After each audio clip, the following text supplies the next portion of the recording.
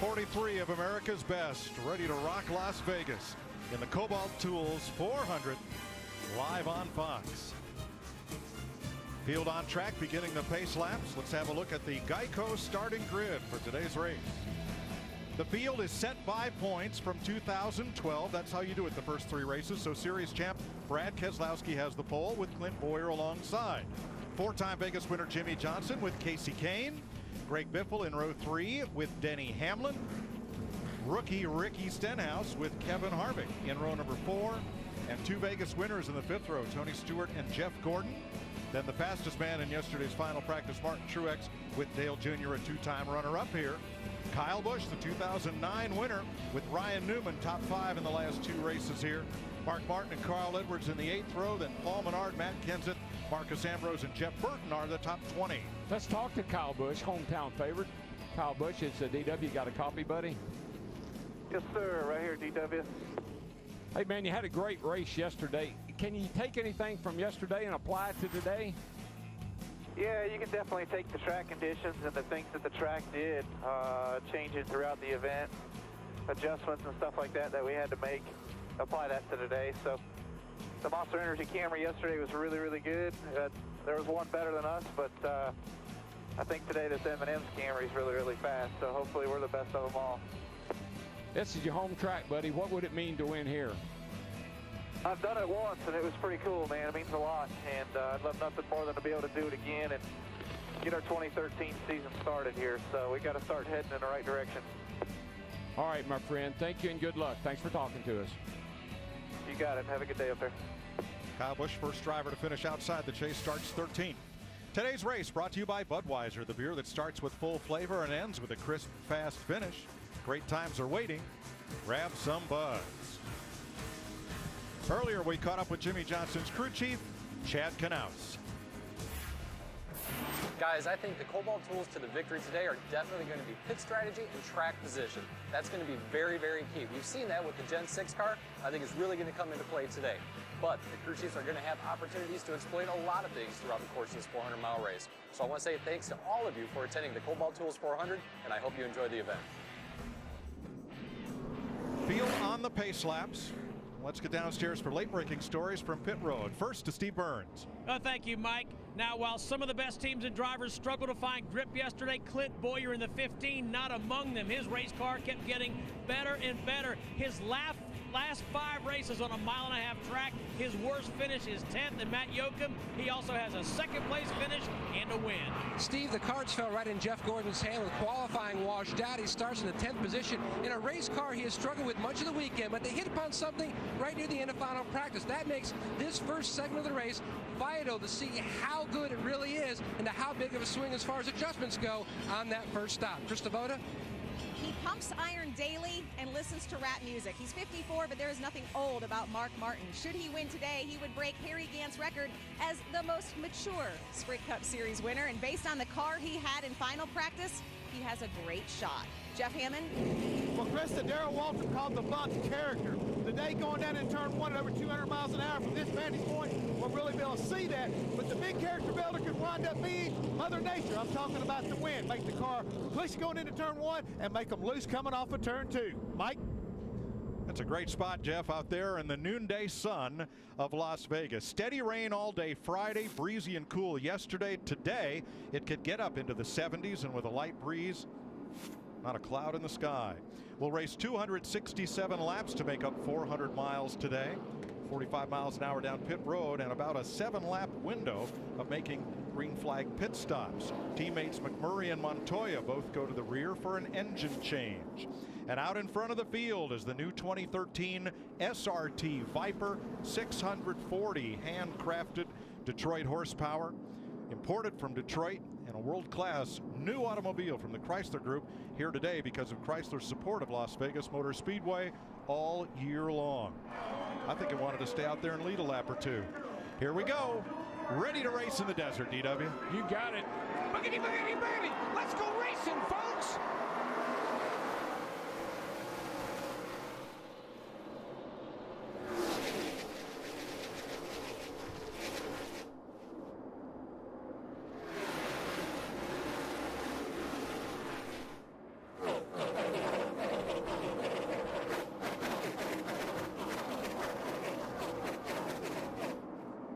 Keselowski in command quickly, and the driver who did not get up to speed as fast as those around him was Jimmy Johnson, who's fourth. But I'd watch his teammate that's out in front of him, Casey Kane, in that 5 car. Casey really fast and happy with his race car yesterday. And Larry, they're not holding anything back on this opening lap. Kyle Busch just went down on the apron and passed 3 cars going into turn 1. Really, really aggressive on the get-go here. He started 13th because last year he was the first driver to finish outside the chase for the Sprint Cup. 13th in the standings. Now beginning next week, if qualifying is washed out, we'll use this year's points. But have a look at the move that Darrell talked about 1 lap ago. Hey, watch this.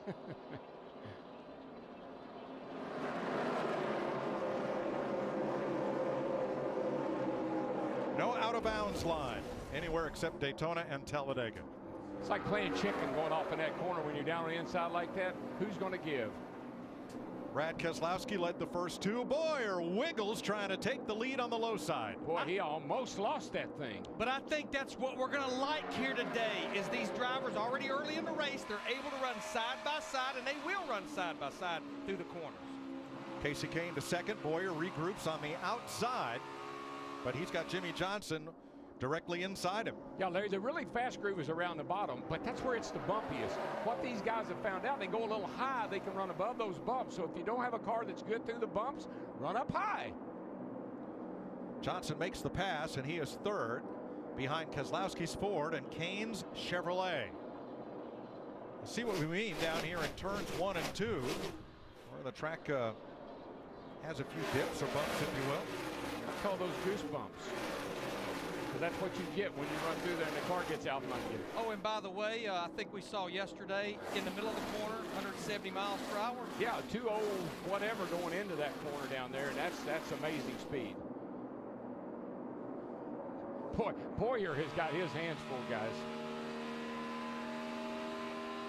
Riding with Jimmy Johnson off into the corner. Look at that, 202 miles per hour. And the gyro cam. Kyle Busch has picked off Stenhouse. He's now up to 8th from 13th. This is a bigger thrill than what Ricky Stenhouse and Michael did jumping off the stratosphere. I can tell you that. Now Tony Stewart drops a spot to Dale Earnhardt Jr. And Stewart, who started 9th, falls to 13th. Not happy, Mike. Not happy with his car. Just couldn't get it where he wanted it yesterday. On the bottom, Casey Kane looks for grip and drive off the corner. But Darrell, it seems that high line off turn number 2 favors Keselowski. Yeah, there's a lot of momentum up there, and again, you're above the bumps, so that's going to be hard to make a pass. You're going to have to go to the outside like he is if you want to get by him.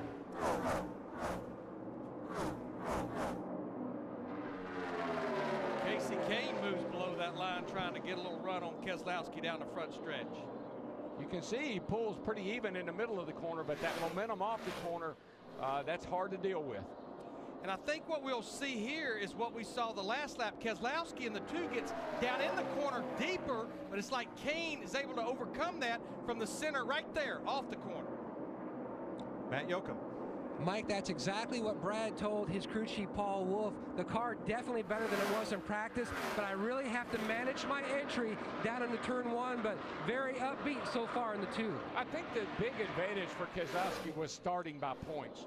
They don't qualify well. They usually start deep in the field. We don't know how good he is until late in the race when they've done stuff in the pit. He and his crew chief, Paul Wolfe, does things in the pit to get track position. Today they started with it.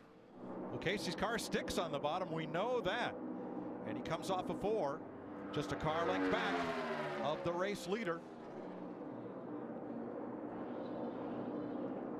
But right here, where he needs to be even with Keselowski in the middle of the corner, he can't close alongside. Yeah, you just get bogged down on that inside. You come off there with a little less speed, a little less RPM, and that guy on the outside is just go sailing on down the straightaway.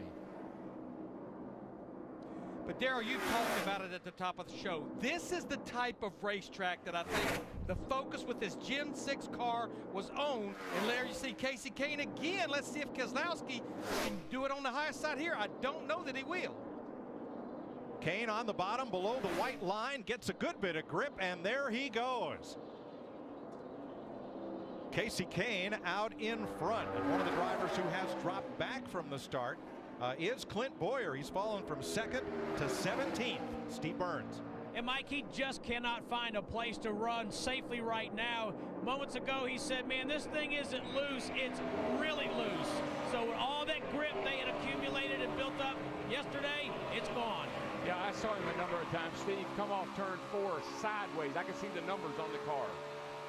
Casey Kane is the new leader. Brad Keselowski 2nd, Jimmy Johnson, Denny Hamlin, and Kyle Busch has motored from 13th up into the top 5 as we take you side by side on Fox. The racetrack before they decided enough was enough and brought him to pit road. Casey Kane continues to lead. Watch what happened to Boyer just before he came in. Yeah, Mike, this is when you're praying you have a flat tire. You're hoping there is a problem with this car and it's not going to drive like this all day long. Well, it was a pretty close call with Trevor Bayne in that 21 car. He was the meat and the sandwich of 3 wide. Yeah, the 15 just could not get off the corner. No speed, and Trevor in the 21 just about ran over. A couple other drivers who have dropped back. Tony Stewart's lost 15 spots. Well, we talk about comers and goers. Here are some of the comers. Jamie McMurray and Juan Pablo Montoya both started at the back due to engine changes and a problem with the installation on an engine after the Thursday test. Crankshaft thrust bearing problem. So they had to replace those engines, and they've moved through half the field, both McMurray and Montoya. But I tell you, Kyle Busch in that 18, he just keeps picking them up and laying them down. Yeah, he's got some of the fastest lap times of those first 5 cars. Meanwhile, Tony Stewart has dropped 15 positions from where he started. Steve. And Mike, he's one of the drivers severely loose. He said he feels like the car is on top of the racetrack. Matt Yoakum. Steve, opposite of how Greg Biffle's Ford was during practice when it was tight now, he says it is absolutely dirt tracking, super sideways loose. I can barely hold on to it. 0 ounce of grip. I don't know if we'll be able to make it this entire first run. Matt Puch, as crew chief, just continuing to coach him, trying to keep him in the game here to get to that first stop. I think this is just a classic case of the weather being so different today versus yesterday or the test from Thursday. Just much hotter and just not near as much grip. Hits and misses. Now Clint Boyer has already been on pit road, and he is 2 laps down after that pit stop. What'd they find, Steve? Well, Mike, his car was so loose, he thought he had a flat tire. As you said, he came to pit road. The team just looked at the tires. All of them were inflated. Just a very loose race car, but the tires were okay. And if you want to see what a loose car looks like or feels like, just get in there and ride a little bit with it. He has his hands, both hands full right now with that race car. Now you also see Denny Hamlin right there. Hamlin in the top 10 solidly. He is in 6th place in his number 11 Toyota. Krista. Mike, he is dealing with much of the same issue that Clint Boyer is dealing with, a really loose race car. And yes, this is a condition these drivers have not really had in practice. Yesterday, the car would get looser as the run went on. Right now, these guys are loose right off the bat. And you know, back to Clint Boyer, the box that he is in right now, you saw him 43rd, 2 laps down. Right now with this run we have, Casey Kane is putting more and more drivers 1 lap down. It's going to be tough for Clint Boyer to get those laps back. Right, David Rudiman and Danica Patrick each going a lap down, 36 and 37. Well, you know, we said in the opening there, Larry, this track has lost a ton of grip. Just the surface itself. Throw in the bumps and then the hot sunshine today, and it's a handful. Look at Montoya in the 42, the middle car there. I've seen so many cars dirt tracking off turn 4. Just look down in there and watch him fight that wheel. It takes all the skill he's got, all his Formula One, IndyCar, and stock car skills to hang on to that thing. Darrell, no matter what the car's doing, the hands will never lie, will they? No, sir. You better have quick hands today.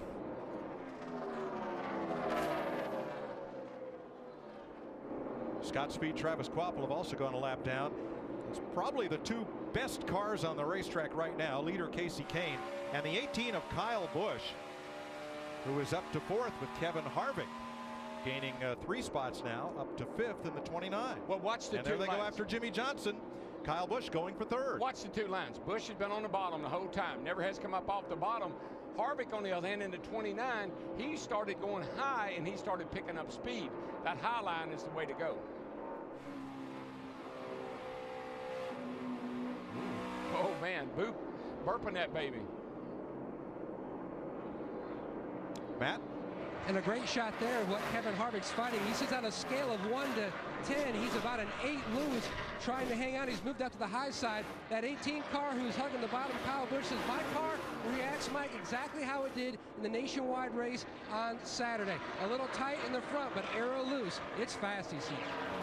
Darrell, one thing in Kyle Busch's favor right now, it looks like, is that with a few car lengths between cars, everybody's not all packed together. He can get a pretty good amount of clean air on his car as he's moving up. Yeah, well, as long as there's nobody around you, you can just focus on your line. You don't have to look in the mirror. You don't have to know where the other guy is. And that's where you pick up the most speed. You're not distracted. Here comes Dale Earnhardt Jr. and Ricky Stenhouse. We've seen a lot of good moves early out of Ricky Stenhouse, guys. He's really fast, and the guy that just drove around him, Truex, is running well, and Dale Jr.'s joined this battle too. We've got a lot of movers. Heck, on lap 11, Jamie Murray, who started last, passed the guy that started second, and Clint Boyer. So a lot of stuff going on here early. Earnhardt in 8th, right behind Stenhouse. Here's your leader, Kasey Kahne. He's up 2 seconds on Brad Keselowski.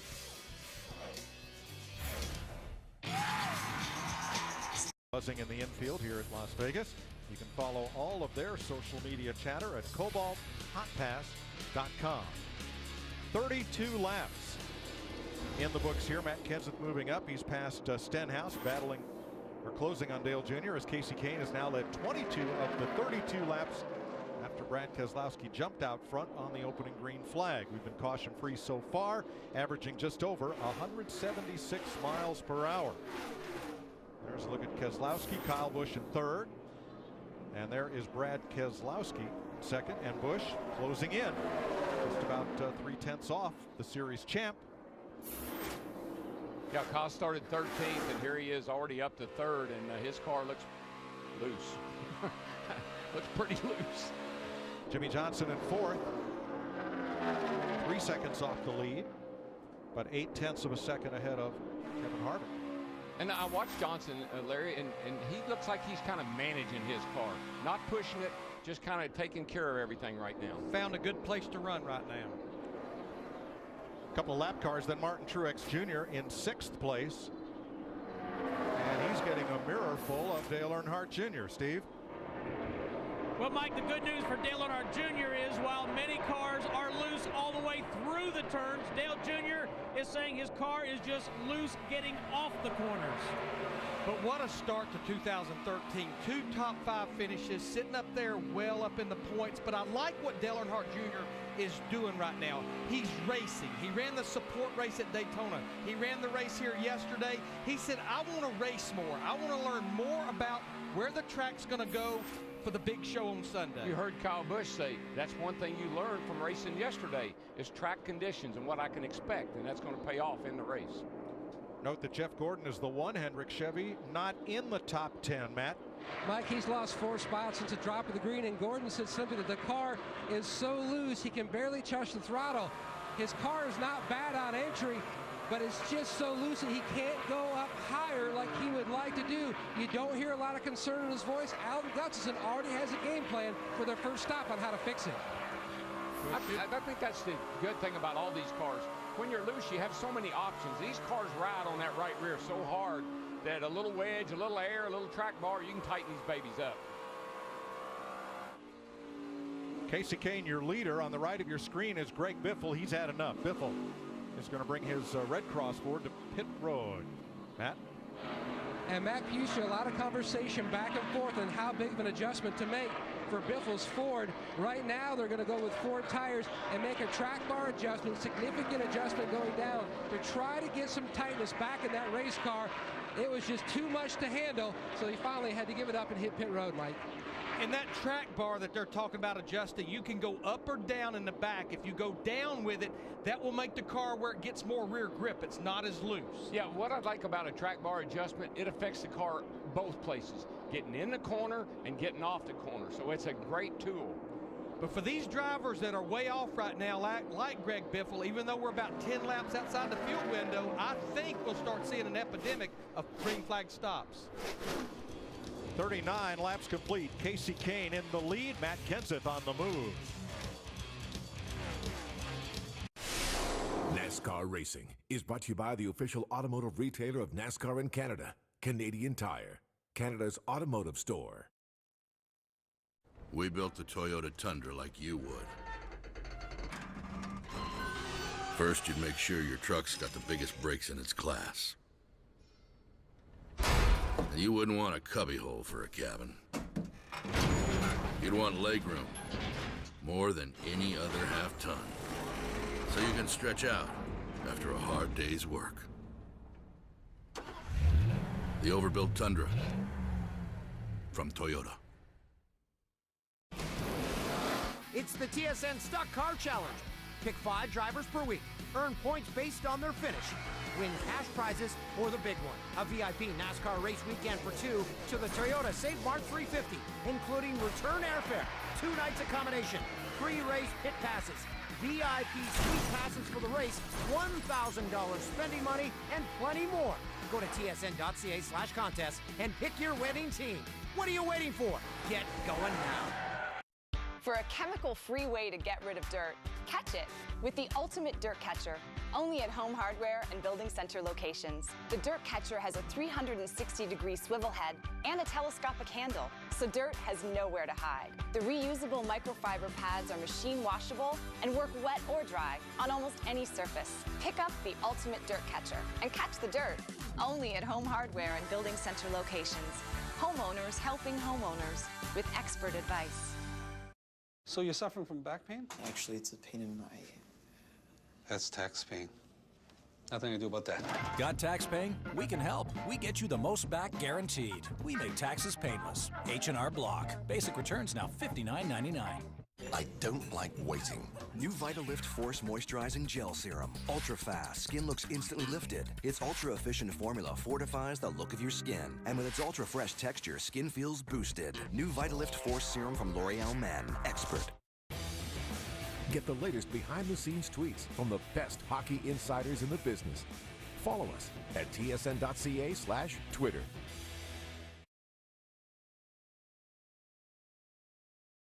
Green flag pit stops begin here at lap 44. Leader Casey Kane is in along with Martin Truex and others. Steve. Well, Mike DW talked about those adjustments. Casey Kane, they're going to take care of his car by taking some air out of the right rear tire. 4-tire change for Casey Kane. Truex, Mark Martin, Casey Mears, Danica Patrick, Bobby Labonte, Travis Quapple in. Here comes Eric Almirola, Trevor Bayne, Kurt Busch. Pit road filling up now. Brad Keselowski, who started pole, is in along with Tony Stewart and Marcus Ambrose. They're junior on pit road. The 18 just took the lead. Darrell, I've already seen some close calls coming on the pit road because the entrance is right there in the middle of 4. Steve. The chassis adjustment for Tony Stewart, they're going to add a spring rubber. Matt Yoakum. Steve, Brad Keselowski was actually going to pit the lap before, but Kyle Busch was so close he didn't have enough time to wave him off so he could get down to pit road speed. Air pressure change on the 2, also a chassis adjustment. Meanwhile, the 24 of Jeff Gordon, he says they need a lot of adjustment on that 24 machine. Enters his pit box. Alan Gustafson already calling for a chassis adjustment across the back. You can see the wrench goes in the back window, and the 18 of Kyle Busch, one of the best race cars in the racetrack. A lot of spotters saying his car was so impressive, especially in the center of the corner, making that fast race car much better. Chassis adjustment already completed. 4 tires on, fuel's almost in. The good nod of the gas man, Steve, and they're away. Matt Kenseth is saying that his car gets looser the longer he runs. He said, I really want to tighten it up. We are really loose. Now the adjustment for the 20 car, 4 tires, and they will also make a track bar adjustment for Matt Kenseth. Jimmy Johnson and Carl Edwards also got 4 tires at Sunoco Race Fuel. Letting air out of that right rear tire is like letting air. Oh, we got a penalty, guys. Who's it on? It's on Kyle Busch, the 18 car, too fast entering pit road. I was going to say about the air. It's like letting air out of the it's like letting air out of a basketball. fast entering section 1. 18 too fast entering section 1. Pass through. That is NASCAR race director David Hoots, and that means that from the orange cone to the first timing line, he did not get down to pit road speed quick enough. Jamie McMurray picked up the lead, and now he pits in front of Steve. Mike, he is the only driver that I have heard say today, my car is not too bad. 4 tires, fuel, and a small wedge adjustment for Jamie Mack. Pit road penalty on J.J. Yaley. He is too fast exiting pit road, and Joey Logano too fast exiting the pit lane. Well, we've run, you know, almost 50 laps of green flag racing. You're out there running anywhere from 170 to 200, then trying to get down to 45 miles per hour pit road speed. Pretty tough pit road, as you mentioned, Larry. Trying to get off the racetrack, not get run over, and get on pit road without speeding. Pretty hard chore. And now this is agony, because a drive-through penalty means you must come down and run the length of pit road at pit road speed, which is 45 miles an hour. While everybody else is out there under green, averaging 175 plus. Let's show you what happened to Kyle Busch. Guys, check out Kyle Busch coming into the pits right here. You can tell he's just really going fast and didn't get it wound down enough by that line. What these drivers will do, Daryl, you know, they will cross the timing line at the beginning of pit road, maybe a little bit over, because they're trying to get all they can get to that line, and then they will adjust their speed and slow down in that section to compensate for going too fast at the start of the section. He didn't get it slowed down in time, though. It's hard to get all those green lights green when you're coming off the track as fast as they are and downshifting gears. It's easy to miss. Well, we've long said this is one of the most difficult pit entries on the entire circuit. For sure, Mike. I mean, you come off the track right there in the corner. What you're doing is you're looking behind you a lot to be sure you don't get run over. You got your hand up in the air telling you're pitting. It's a lot going on in a short distance. This is the longest green flag stretch to start a race at Las Vegas since the track was reconfigured in 2007. Casey Kane, after the pit stop, back to the lead with 51 laps complete and a lot of action up and down pit road.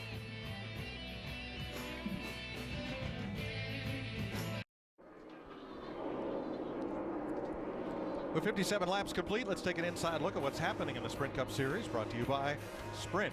Jimmy Johnson has the fastest lap of the race. He's currently running in 4th. Get unlimited access to NASCAR with no metering, no throttling, no overages. Truly unlimited data on the Sprint network. Learn more at sprint.com/speed. Now there's the 5, the blue car of Casey Kane. He is our race leader. And because of having to serve the pit road penalty, Kyle Busch did not go a lap down, but he is only a dozen or so car lengths in front of the race leader and in danger of going a lap down. However, 2 of the last 6 races here in Las Vegas were won by drivers who served pit road penalties. Kyle Busch in the 18 is in kind of a precarious situation. People don't get out of his way, but they are getting out of the leader's way. All right, what we have right here, this is the 2 laps that a driver makes, including his green flag pit stop. Dale Earnhardt Jr., before the green flag stops, he was running 8th. Now he's running 5th.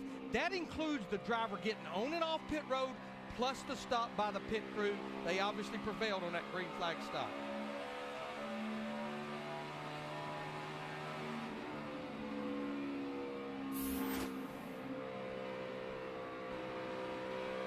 Coming up to complete 60 laps with Casey Kane in the lead. And of course, these teams have a lot of adjustments they can use to improve handling on these cars on stops. So here is Jeff Hammond with a look at the Ford Racing Tech cutaway car. Yeah, Mike, we've heard so much talk all up and down pit road, all the adjustments everybody's throwing at these cars today. Let's take a quick look and we'll show you exactly what they're talking about. First, we're going to get into the fact we're going to talk about the spring rubber. We're going to put one in the left rear. You'll see, and when they take that tire off, they put the spring rubber in there to make this spring a little bit stiffer, which means the left rear will get a little more pressure put on it, hopefully tighten this race car up. Also, we've heard a lot about the track bar adjustments going on, folks. This is where the track bar is actually located. And this is what it looks like when you're making the adjustment. It's the lower hole on the back right side. This is what the track bar is doing. They're going to adjust it up. You can see that's what they're trying to do, change that angle again, try to make the car get better grip or turn off the corner better. These are some of the adjustments you've heard so much about being undertaken during the first round of pit stops here at Las Vegas. Mike? Thanks, Jeff. Kane enjoys a 2-second lead on Brad Keselowski, but the man he has in his sights is Kyle Busch. Darrell, why is it so important for Casey to try to pin Kyle a lap down if he can. Because he's somebody that can beat you. That's a guy that you'd like to put a lap down. You know you're going to lap other people, and all of a sudden he's not going to be in a position to get the lucky dog. So you'd really like to put him a lap down if you could. And right now, those two drivers on the stopwatch, they seem to be fairly even. It's almost a matter of who catches the traffic the right way. Yeah, Larry, really what it is they get out of the 5 car's way. He's the leader, but they're racing around the 18 car because they know he's on the tail end of the lead lap.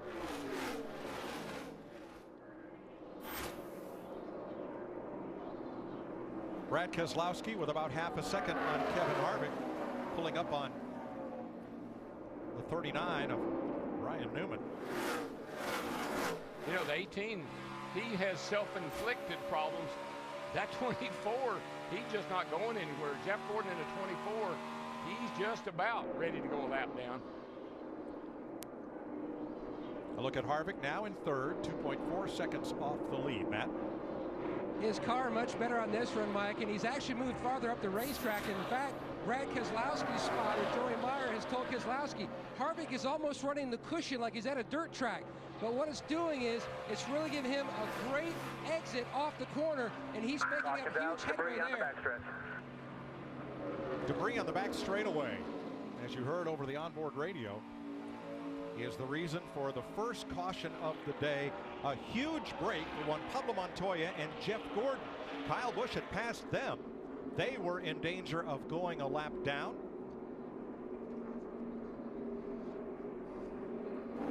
And Ryan Newman will be the Aaron's lucky dog. You don't need credit, all you need is Aaron's. Newman will get the free pass and be back on the lead lap. And that's a really good deal for a lot of people. The people got to work on their cars, man. They didn't have time to do it on that green flag. Now they got time to talk to the crew chief. What are we going to do to fix this race car? Pit road closed as they come around to complete 66 laps. Here's today's Ford EcoBoost track facts. Ford Sprint Cup cars have 7 wins at Las Vegas, the most of all manufacturers, including 5 of the first 7 races here. Carl Edwards, the last Ford driver to visit Victory Lane in 2008 and 2011. Yeah, I would say as slick as this racetrack has been and the way these drivers are complaining about them slipping and sliding around 20 laps, I don't think you'll see any strategy here. I think it'll be 4 tires and fuel with a lot of adjustments. Yeah, if your car is good, the worst thing could happen is have a caution flag. Of course, your car is good and you're lapping people. Now these guys know if these other guys that had problems get their cars fixed, now you got to race a whole new group of cars. Now the pits were closed and remain closed. However, Clint Boyer's come in for service.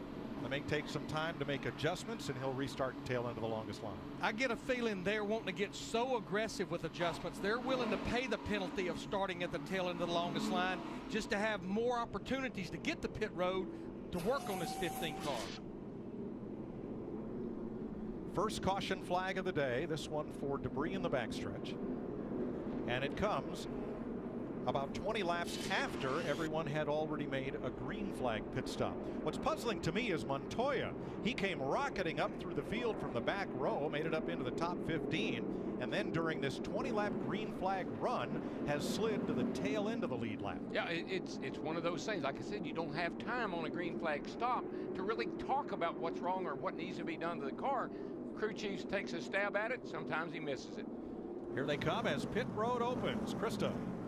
Jimmy Johnson on the first run complaining of his car having a lazy front end. Chad Knaus said, Jimmy, on that run, was it better at the start? Jimmy's answer, definitely. They made an adjustment the last time. They'll make another adjustment on this stop. Steve? Krista, Casey Kane saying his car is in the racetrack pretty good. They're going to take some air out of the right front. 2 tires only for Casey Kane, Matt.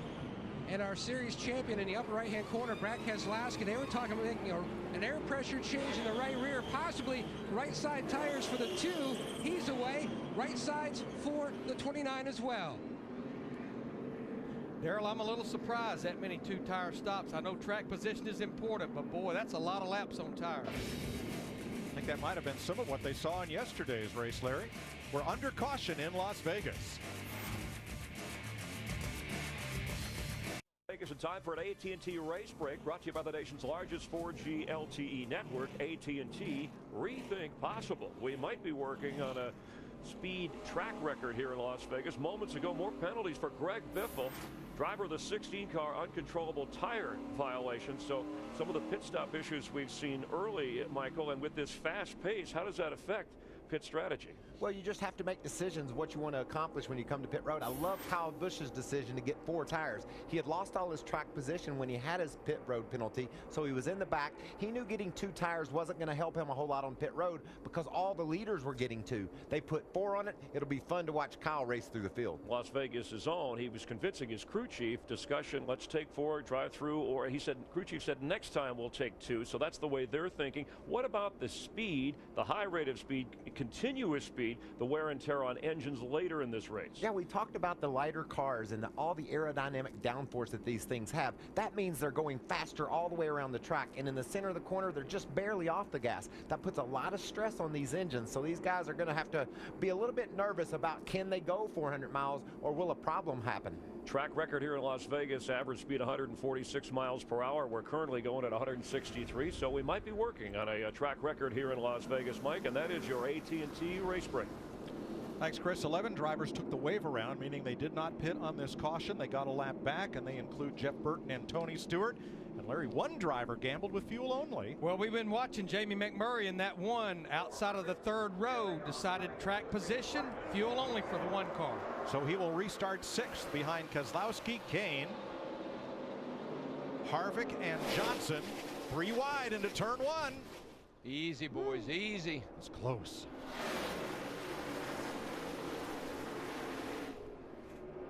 Ambrose way on the high side, 3 wide in the middle of the pack as Kane reestablishes his lead. Look at him come into turn 3. Almirola, that's Ambrose's teammate in the 43. That's all that stopped his forward progress. Watch that 18 car, Kyle Busch. Michael Walker just talked about him. Wanted those 4 tires, and he's up there trying to get back in the top 10. Yeah, well, he was in a position where it made sense for him to take 4. He's at the back of the lead lap cars there, so that made a lot of sense, and it's going to pay off. I tell you, the one that's going to be hurting is that 1 car of McMurray. Oh, Stenhouse might have got into the wall exiting turn 2, and they almost rolled right over him down the middle of the backstretch. Now he's in the 17 way up high. He and Ambrose almost got into it there. And now Ambrose will clear him along with the 51, driven this week by Austin Dillon, who gets a little squirrely in front of Kurt Busch. 17 is clean. He had no damage on the right side. Tires still got all the writing on them. They're good to go. Good, Darrell, but boy, he had to pedal it and get way out of the throttle, and the pack almost caught him up. That's what I like about rookies. They're fun to watch. For the lead, Jimmy Johnson looks high on Casey Kane, drops right in his draft at the start-finish line. Which way will he go? You know, that Jimmy said something that's kind of funny to me. My front end feels a little lazy. I think that's because of the bumps. I think they've probably done something to the front of the car with a shock package, bump stop package to make the car float over those bumps. I think we knew it would only be a matter of time before they made the right adjustments on Jimmy Johnson's car. Look at him scoot to the high side, Mike. Casey Kane keeps his tire down low, gives Johnson a car width and no more exiting turn 4. Johnson's momentum should carry him into the lead at turn 1, but Kane, his teammate, is not going to give it up without a fight. Should be a drag race off the corner here. Outside should prevail. Got that momentum. See how they do down the back here. Brad Keselowski loves this. Side by side, he's able to catch them up along with Harvick. Boy, Jimmy poured that thing. Oh, my gosh. Thought the throttle stuck.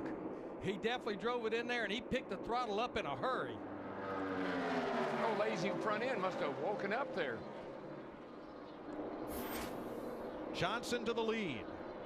From Casey Kane, Brad Keselowski 1 second back. Harvick and Truex all within 2 seconds of the leader.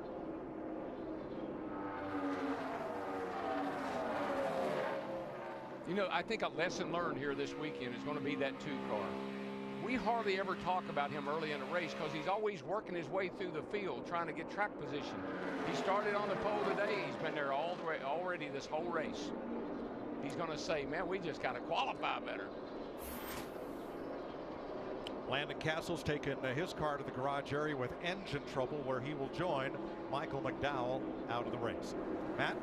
Mike, Keselowski's best finish here at Las Vegas was 26 on 2 separate occasions, but starting up front, even though the car wasn't exactly what he wanted during practice, he thought his package was good enough that with that clean air and with that first stop and adjustments, they could really have something. That's what he's got right now. He says his car is much better this run, still needs to have some help on exit, but he was very impressed with what the 48 at Johnson did, battling the 5 up front.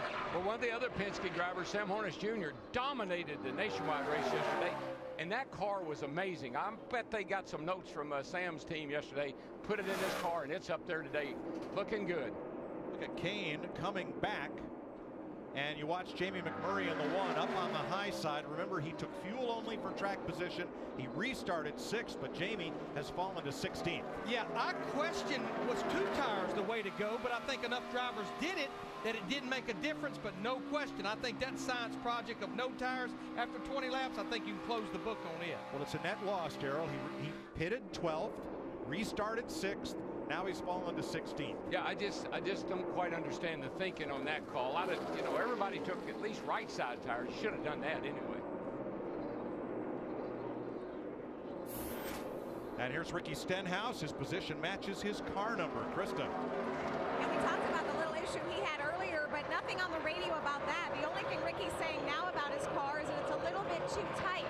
He actually had one of the cars that was pretty good to start the race, just a little bit loose. They've gone from loose to tight on this run. He's threading the needle right there, I can tell you. Man, he was out wide coming off a 2. Wow, he likes that high side, and Tony Stewart's going to try to take advantage of both Stenhouse and Ambrose in the 9 on the inside. Tony Stewart, he's trying to get up there and catch Trevor Bayne in the 21. That will be the first driver a lap down. Riding that cushion. 80 laps complete. Jimmy Johnson is your leader.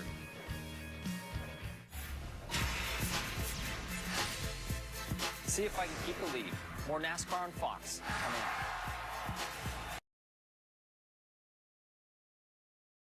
up. 67, 181 to go here in Las Vegas, where Jimmy Johnson leads his Hendrick Chevrolet teammate Casey Kane by 2.4 seconds.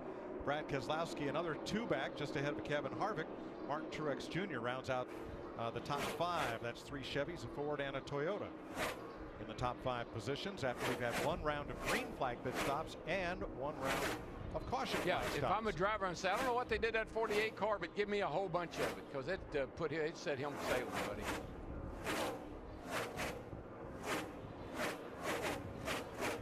The odds-on favorite here, by the way, to have a great day.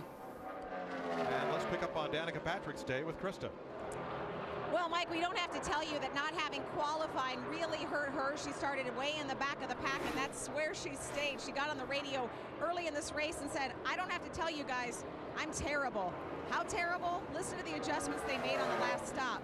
Track bar down 2 rounds, a rubber in the left rear, and a front shock adjustment, all on 1 stop. But see, to me, that's where she struggles quite a bit. She's a rookie and trying to give the team feedback about what the car needs under these conditions. I think they probably make a lot of stabs at it just based on the fact, hey, it's loose, but that's about all the information they can get. But they did hate to see qualifying get rained out, because in that 6.5-hour test session on Thursday, that's what they focused the most on, because that's where she's also been a little weak, leaving pit road and getting 2 laps of qualifying in. Now, Carl Edwards with Kyle Busch right in tow, last week's winner, running in 8th place. And boy, Kyle has recovered nicely from that pit road speeding penalty earlier. Oh yeah, that caution flag just saved him, because otherwise he'd have gone a lap down. But I think what's paying dividends for him right now, especially into this long run, remember Kyle Busch, 4 fresh tires on that last stop. Carl Edwards and the others just 2. Yeah, but you know what, Larry, you say that, and I agree 100%. The only way it's going to really help him is if the next time, if we pit under green, they could take 2 and have a little advantage on the guys that only took 2 under the caution. Next week, Thunder Valley, Bristol, Tennessee. All right, the last pit stop, we had a look at Casey Kane, and in this incredibly scientific demonstration from our Fox Sports Hot Tracks camp. I'm kidding. It's the hot tires and wheels coming off. Nice, cool, fresh ones going on. I like that fire coming. Look at that coming out the tailpipe. Yeah, that's where the exhaust pipe is located on every race car, right there in front of the right rear tire. That's cool. except when it's hot. Not cool when you have to handle those hot tires.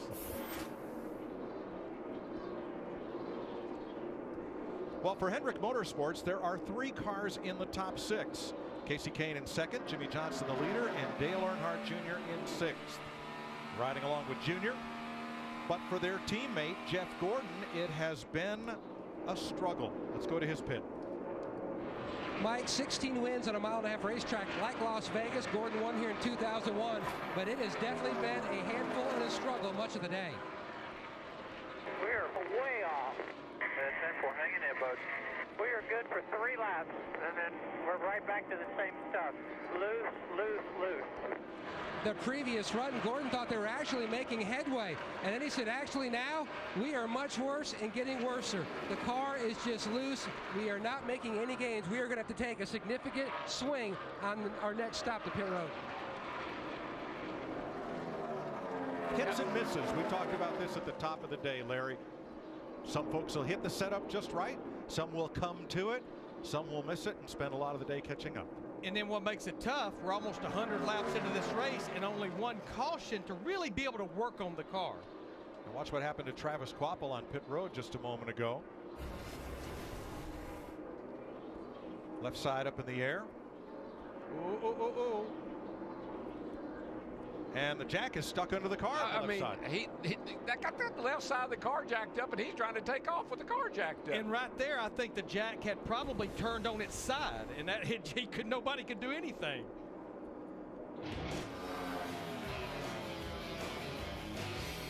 .95 laps complete. Jimmy Johnson leads Casey Kane by 1.2 seconds. 2014 Chevrolet Silverado LTZ, a VIP Chevy racing experience for 2, and a meet and greet with Chevy driver Tony Stewart. You saw him on our pre-race show. Visit WinTheNewSilverado.com to enter. Jimmy Johnson leading Casey Kane 101 laps with 6 leaders, Mike. 6 different lead changes, and the average speed just under 160 miles per hour. Thanks, Chris. 100 laps on the board. Remember that 11 drivers took the wave around on the one and only caution of the day so far, hoping for another caution to get caught back up, and that did not happen. So that has brought Jeff Burton, Joey Logano, David Rudiman, and David Stremme to pit road. Now Bobby Labonte coming in. And so they will cycle through because they did not stop under the caution flag. I'll tell you one thing, our average speed is way up over what it normally is here. You know, we're averaging 160 miles an hour right at it. Riding with Kevin Harvick in 4th, 5.5 seconds out of the lead. This is one of the few racetracks a Richard Childress racing driver has never won at here at Las Vegas Motor Speedway.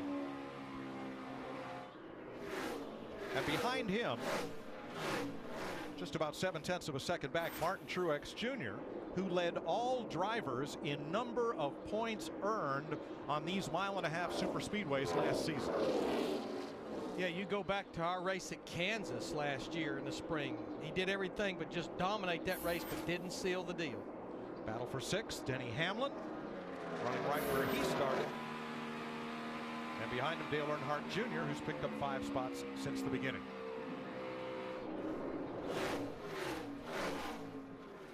Now Earnhardt's about 8 seconds off the lead. Carl Edwards right with him.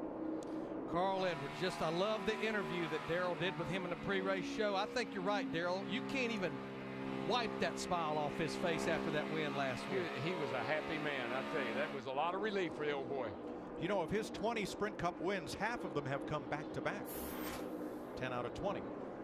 And Kyle Busch, another up-and-down day for Kyle. He must just love passing cars, because he's had to prove to be so good at it. That pit road speeding penalty put him to the tail end of the lead lap, and he just started marching forward again. Well, the race he won here in 2009, he had to do it from the rear of the field because of an engine check. And remember, last week he had problems. He spun out all by himself, and that pit road penalty there, those things mount up, guys. So there's a look at Kyle in 9th. Matt Kenseth will complete the top 10. 9.5 seconds out of the lead. Now you see the red, that is the groove on the racetrack from our Fox Sports Hot Tracks. Now watch it get up out of that groove. Yeah. And he was a lot looser than the guys down in the red groove. Oh, yeah. No, that's pretty cool right there.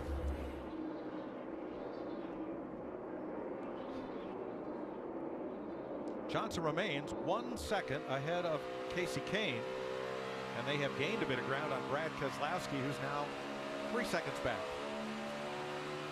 But what a start for 2013. Wins the Daytona 500. Phoenix finished second. But he said during the offseason, even though they didn't win the championship, that he was very relaxed and happy because of the way they performed in the chase last year.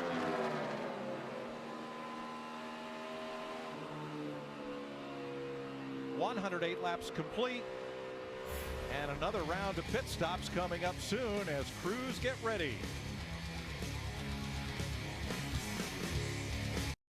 We're seeing a lot of it. Buckle your seatbelt and play along at AT&T's Fastest Driver Challenge. Text FAST to 34763 to predict who will have the fastest times in today's race. It's all brought to you by the nation's fastest 4G LTE network, AT&T Rethink Possible, as Jimmy Johnson, your leader. Casey Kane, Mike, has led the most laps at 59. 113 laps complete. Brad Keselowski's been in. Greg Biffle got 4 tires, along with Casey Mears, Dale Earnhardt Jr., Marcus Ambrose, and now Jamie McMurray. All 4 tire stops under green. Yeah, this is where go, Steve, go ahead. DW, Jamie Mack says, I'm on top of the track more than I was. I have less grip. Let's go to Matt. And the same issue for Kevin Harvick in the Reed Chevrolet. His car still too free on exit. Remember, they went right side tires on their previous stop. No adjustments going across the back as far as chassis adjustments. 4 tire change because in the previous stop they did go with 2. The 27 of Menard is in, and also Brad Keselowski hit pit road, took on 4 tires. He thought he had a flat. His tires were all up. Casey Kane, Denny Hamlin, Martin Truex to pit road. Steve.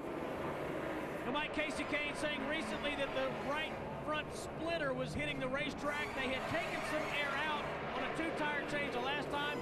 This time, 4 tires. Krista. Denny Hamlin saying he needs help on the entry of each corner on the racetrack. Denny Hamlin, one of the teams that took 2 tires on their last stop. Matt? And the 56 of Martin Truex Jr. is in. Now his car over the previous run was not as good as it was the run before that. The track continues to change. You can see different cars moving higher and higher up the racetrack. Larry, this is where that 4-tire change that Kyle Busch did under the caution may really come into play. He may be able to take 2 right side tires where everybody else has had to take 4.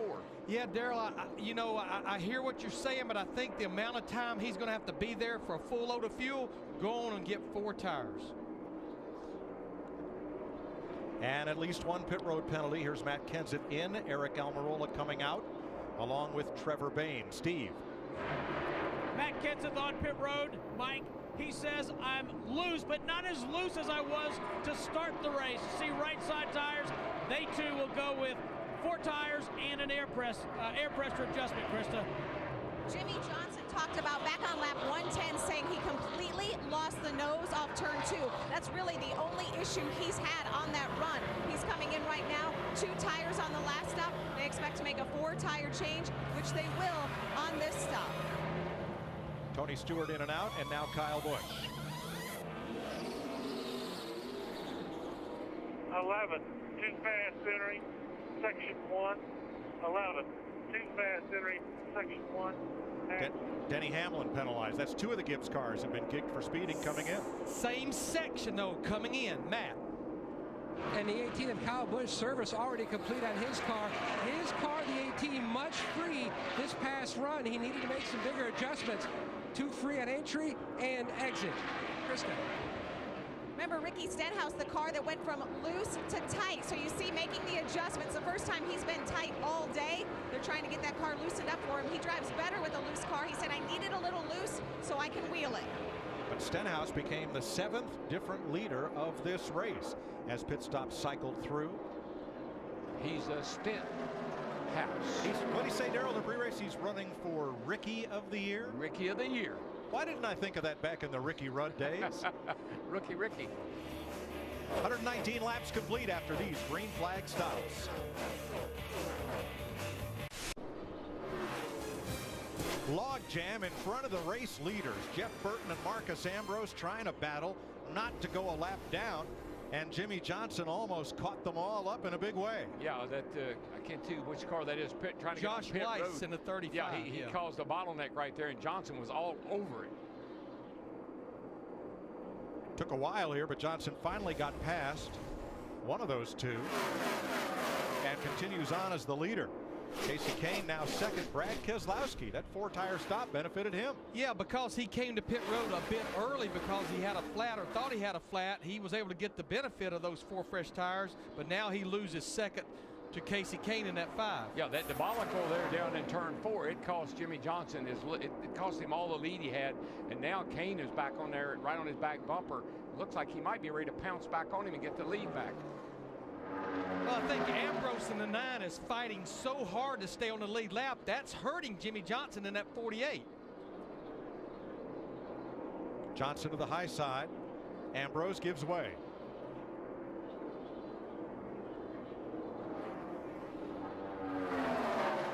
.127 down, 140 laps to go. Who are you looking at for the second half of this race? We'll give you some folks to keep an eye on. Our Fox Mid-Race Report here coming up shortly.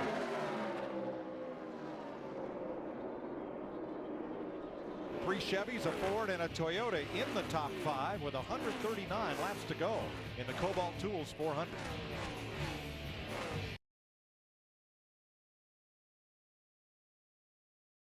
Live in Las Vegas, and time now for the AT&T Mid-Race Report. Pole sitter, defending NASCAR champ Brad Keselowski led the first lap of this race, but in the previous 15 Las Vegas races, the leader of the first lap has never gone on to win. Casey Kane has led the most laps along with Chevy teammate Jimmy Johnson. They've dominated the first half of this race. Darrell Waltrip, who are you keeping an eye on? Well, you know, in most sports, the home team has the advantage. Kyle Busch, I got an eye on him. This is his home track.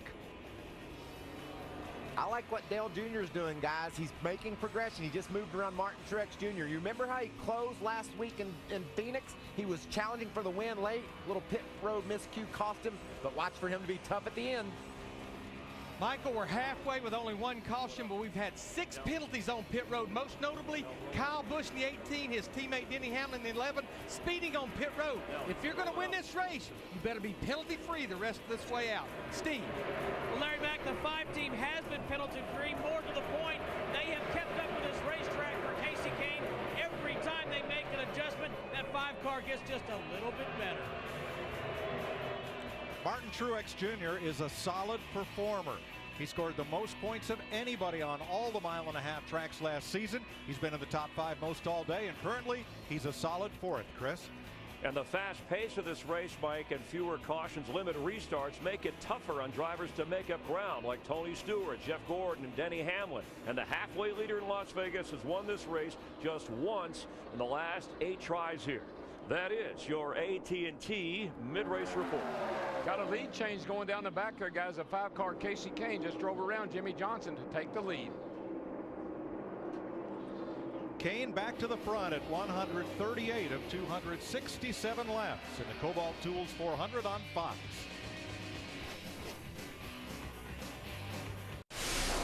NASCAR Racing is brought to you by Pinty's, official wingman of NASCAR in Canada. Speed Weekend on TSN and TSN2. It's a NASCAR favorite. Bristol, baby! The world's fastest half mile in Bristol.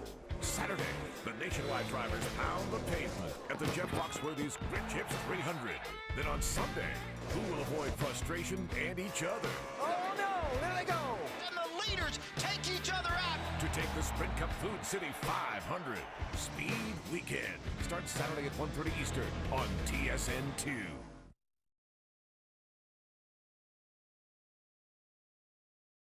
To go, let's have an inside look at what's happening in the Sprint Cup Series, brought to you by Sprint.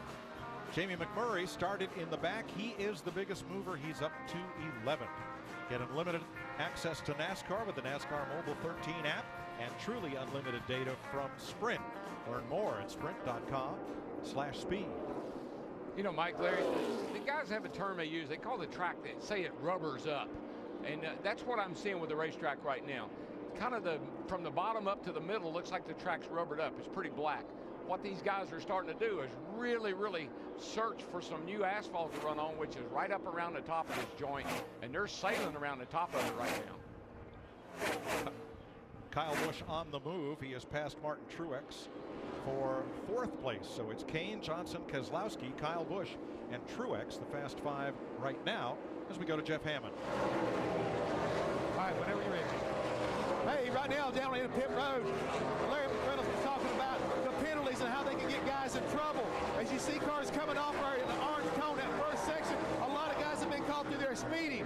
The main thing when you're going to win this race, you're going to have to make sure you don't do that. Daryl's been talking about how fast this race has been. I think that's what's getting a lot of these drivers in trouble is the speed of the race. And also, when you look back down pit road, not just the speeding penalties, but mistakes by the pit crew. We've already seen it done once where one of the guys made a mistake with the jack. These things are so important. You've got to be precise. If you've got to be perfect the final part of this race, you want to go to victory lane. Thanks, Jeff. The cars that are pitting now are teams that got off cycle when they took the wave around on that first caution of the day. So they're not on the same pit stop sequence as most of the lead cars. Yeah, like Joey Logano on that 22 car, he pitted last back on lap 99, so he was definitely due to come pit road. And there you see he just made his green flag stop. You just saw our leader, Kasey Kahne. And the thing about Kasey Kahne in this 5, this is his 10th year in the Sprint Cup Series. And Daryl, he said during the offseason, this is the first time in 5 or 6 years that everything's going to be the same as last year. I've got the same owner, the same crew chief, the same everything. And I think we're going to see a lot of wins out of Kasey Kahne this year. As long as he keeps that crew chief he's got, Kenny Francis, he's going to be just fine. That's a sharp kid. He's our leader by 3 seconds as he puts a lap on Danica Patrick. We have talked several times about comers and goers. How about all of the same all at once? Martin Truex Jr., top 5 car, the 56, trying to move up and stay with Kevin Harvick. And whoa, he's passing Jeff Burton in 31 and Jeff Gordon. They're racing for 20th. They're trying to get by the BK car. Oh my gosh. 4 wide. How about that? Through the corner. David Rudiman stuck in the middle of that battle. You want passing? We've got passing. Yeah. Clowns to the left, me jokers to the right. Here I am. Stuck in the middle. Only 1 caution flag so far, and that was for a piece of debris on the backstretch at lap 66. The record for the fewest cautions at Las Vegas, 2 twice. Well, we're averaging 162 miles an hour, and this thing is going by in a hurry. And what a great day for Kasey Kahne. He has led more laps today than in his previous 9 Las Vegas races combined. And we're not that far away from green flag stops again. And it's going to take, I think, every driver, you're going to have to make at least 3 more stops to get to the end of this thing. And we really saw this coming with Kahne because he had the fastest car in practice yesterday. So we are not surprised that he's running as well as he is. All right, let's check in at the Hollywood Hotel. And Kasey Kahne with Michael Waltrip. You know, Mike, we've gone 151 laps here with 1 caution. They were just talking about that. The intensity at the rate of speed we're going, the wear and tear and focus on a driver, and how that'll play out in the late stages of this race. Yeah, just think about Kasey Kahne, over 200 miles an hour down in the corner lap after lap. We've been racing for about an hour and a half, Chris. Down in Daytona a couple of weeks ago, Kasey Kahne and Jimmy Johnson both run a half marathon. They ran that sucker in less than an hour and a half. These cats are in shape. They're ready to fight you all the way to the end, and they're up front right now. Look at him fighting that thing. This is good stuff. Yeah, and Jimmy Johnson, you saw him on the pre-race show talking about all the physical activity. By the way, for Jimmy Johnson, here's something to think about. In 2006, when he won the Daytona 500, his first, he finished 2nd in the next race. He won the 3rd race of the season, and that was the start of Jimmy Johnson's 5 straight championship runs. So keep an eye on him here, currently right behind his teammate Kasey Kahne. If he can pull off the victory for the rest of the drivers, that could be bad news. But a lot of racing left. You're watching NASCAR on Fox Live in Las Vegas. Nemechek, who got penalized for too many men over the wall and had to come back in. Jimmy Johnson now 4 seconds behind Kasey Kahne. A couple of lap cars in between them. Then Brad Keselowski, he's about 8/10 behind Johnson and closing slightly. But the quickest car on the racetrack right. Oh, close one for Marcus Ambrose there. Was he? Yellow's I think he's trying to get on pit road. Yellow's outside. All right. Tough break for Biffle, who had just pitted, but Ambrose will bring the caution out at lap 160. Like he might have been trying to get onto pit road. I think he was trying to get on pit road, Mike, and he gets the car, he locks the brakes up there and gets the car sideways, and I'm sure, just like NASCAR, I thought that thing was going to come back across the racetrack. But Darrell, we talked about that entrance being right in the middle of turn 4. Tough.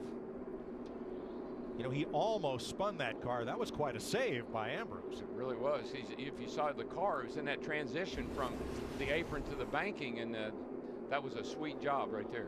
Denny Hamlin will get the free pass, and he'll be back on the lead lap. That'll give us 15 cars on the lead lap when we restart.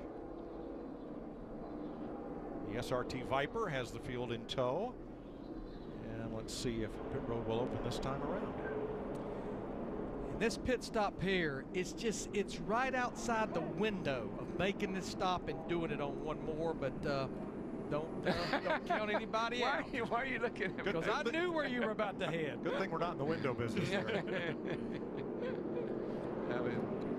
might be a good time to, when they get one to go, top off. Yes, sir. Pit road is open. The leaders were last in about 40 laps ago. Krista? The big question for Chad Knaus when I talked to him this morning was, do you keep up with track conditions or the car? This is different track conditions than we've had all weekend. Jimmy Johnson asking about tire pressures. Chad said, how big of an adjustment do you need? They've just been going with air pressure on the last few. Right now it's a 4-tire change for Jimmy Johnson. Steve? Krista, small adjustment for Casey Kane in that 5 car. They're going to take a little bit of air out of the left front tire. He said the car has good balance. Matt? Keselowski said his car was on the splitter at the beginning of that run and lost too much time and might have overabused his front tires a little bit. They were talking about making a track bar adjustment to help the car at the beginning of the run. Also, Kyle Busch, he said his car was just too tight to run up top, but not bad at all. Loose to start, but it ended up snug. A lot of 4-tire changes up and down pit road, but Brad Keselowski a bit late getting out there. Yeah, something happened on the left side. I'm not sure. I didn't see it on. Tail end of the pack for Keselowski. Came into the pits third. Under caution in Las Vegas.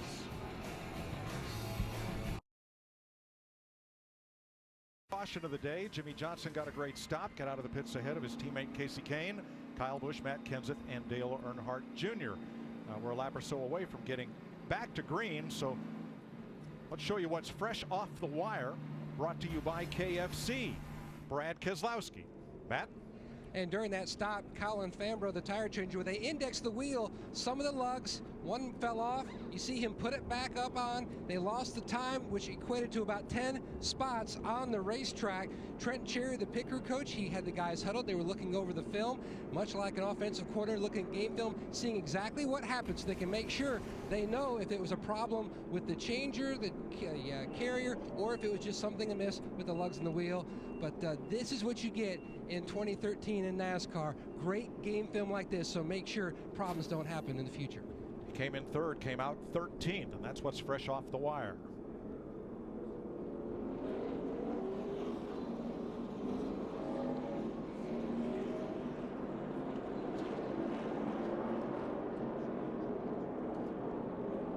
Next week, a whole different racetrack, a whole new ball game.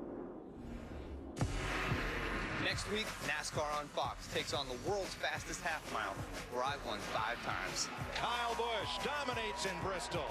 It's our old Coliseum of racing, and there's sure to be some bumping and some banging down in Thunder Valley. And it'll all be right here, only on Fox. Food City 500, 12:30 Eastern.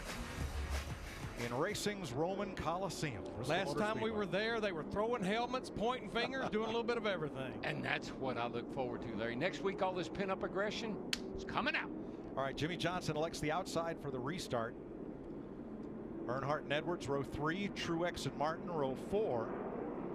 Menard and McMurray in the 5th row. We'll have 15 cars on the lead lap for this restart. Jimmy Johnson has elected the outside. Yeah, I think that's a good move. There's a lot of momentum out there, and that seems like the way to go. I noticed yesterday in the nationwide race, Sam Hornish did the same thing. Seemed to pay off.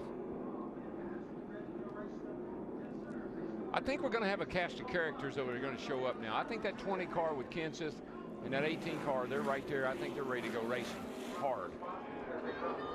Green flag, and we're back racing, completing lap 165, 102 to go. Kenseth looking high, Busch down low. Kyle Busch, wild thing, makes it 3 wide, and he wants the lead. They didn't. I'll tell you one thing, Casey Kane did not give that to him. He bounced off of him getting down in there. That was close. What a move by Kyle Busch. Well, it's that time, man. You got to get out front. It seems to be the place to be. Just a little over 100 laps ago, Kyle Busch had to make a drive-through penalty down pit road because of speeding under a green flag stop at lap 46. Larry, you know this, and the fans do too. There's nobody more aggressive on the restart than Kyle Busch. I've seen him do it time and time again. And he told you when you talked to him under the pace laps how much he wants to win again at his home track. Well, you know, in college basketball this year, the home teams have won almost every game, and this is a home game for him.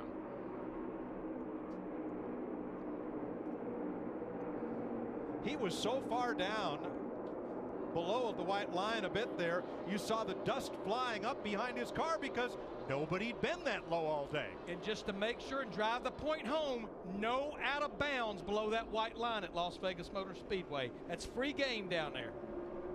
If it's paved, use it. And maybe some that's not paved. So Kyle Busch comes from 19th after the penalty. Last car on the lead lap comes to the lead. Still inside, getting pushed by the 20.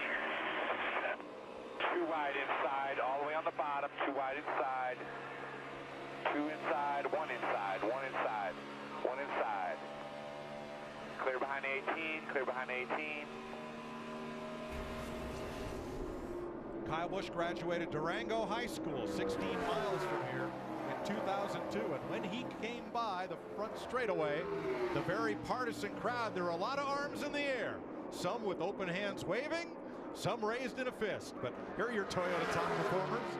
Busch and Kenseth in the top 5. Truex and Mark Martin still hanging in the top 10. And Mike, he graduated from high school 1 year early with honors because he wanted to get to racing sooner. Here's the 5 cars. Casey Kane's spotter about that restart. We'll just half back on the 18. He's right with you. Right with you. Protect the bottom. Protect the bottom. Inside, inside, inside. He protected the bottom. Yeah, he did. He just didn't protect the apron. That's right. It's as far down the bottom I can get. Oh, wait, he's there. That was close, man. I think they made a little contact, to tell you the truth. And you don't think the pace is picking up? Kyle Busch, Dale Earnhardt Jr., Matt Kenseth just ran their fastest laps of the race a few laps ago. And Ricky Stenhouse in the 17 got up and grazed the wall. Yeah, he's been flirting with that wall, as we know, all day long. He's an old sprint car driver, man. He likes to ride that cushion, but you got to stay off that wall. 15 cars on the lead lap from Kyle Busch all the way back to Denny Hamlin in 15th. Krista? Well, Mike, Larry Mack is going to love this. The calculators are burning down here. And Denny Hamlin, remember he had that speeding penalty earlier in the race, but it means he got the free pass. So his pit stop happened a couple of laps after all of the other drivers. Darian Grubb told him, if you can save me some fuel, we think we can make this on one more stop. The math is simple, Krista. He pitted on lap 162. That's 105 laps to go. Few cautions there, but he has to make runs of 53 and 52 laps, which we've not seen yet in this race. If you're going to gamble, you're in the right city. And we know that man sitting on that pit box and that guy in that 11 car, they will gamble. I say you go for it. Kevin Harvick going for 10th against Brad Keselowski. That's the beer can battle right there.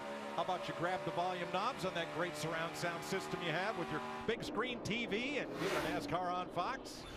Crank it up.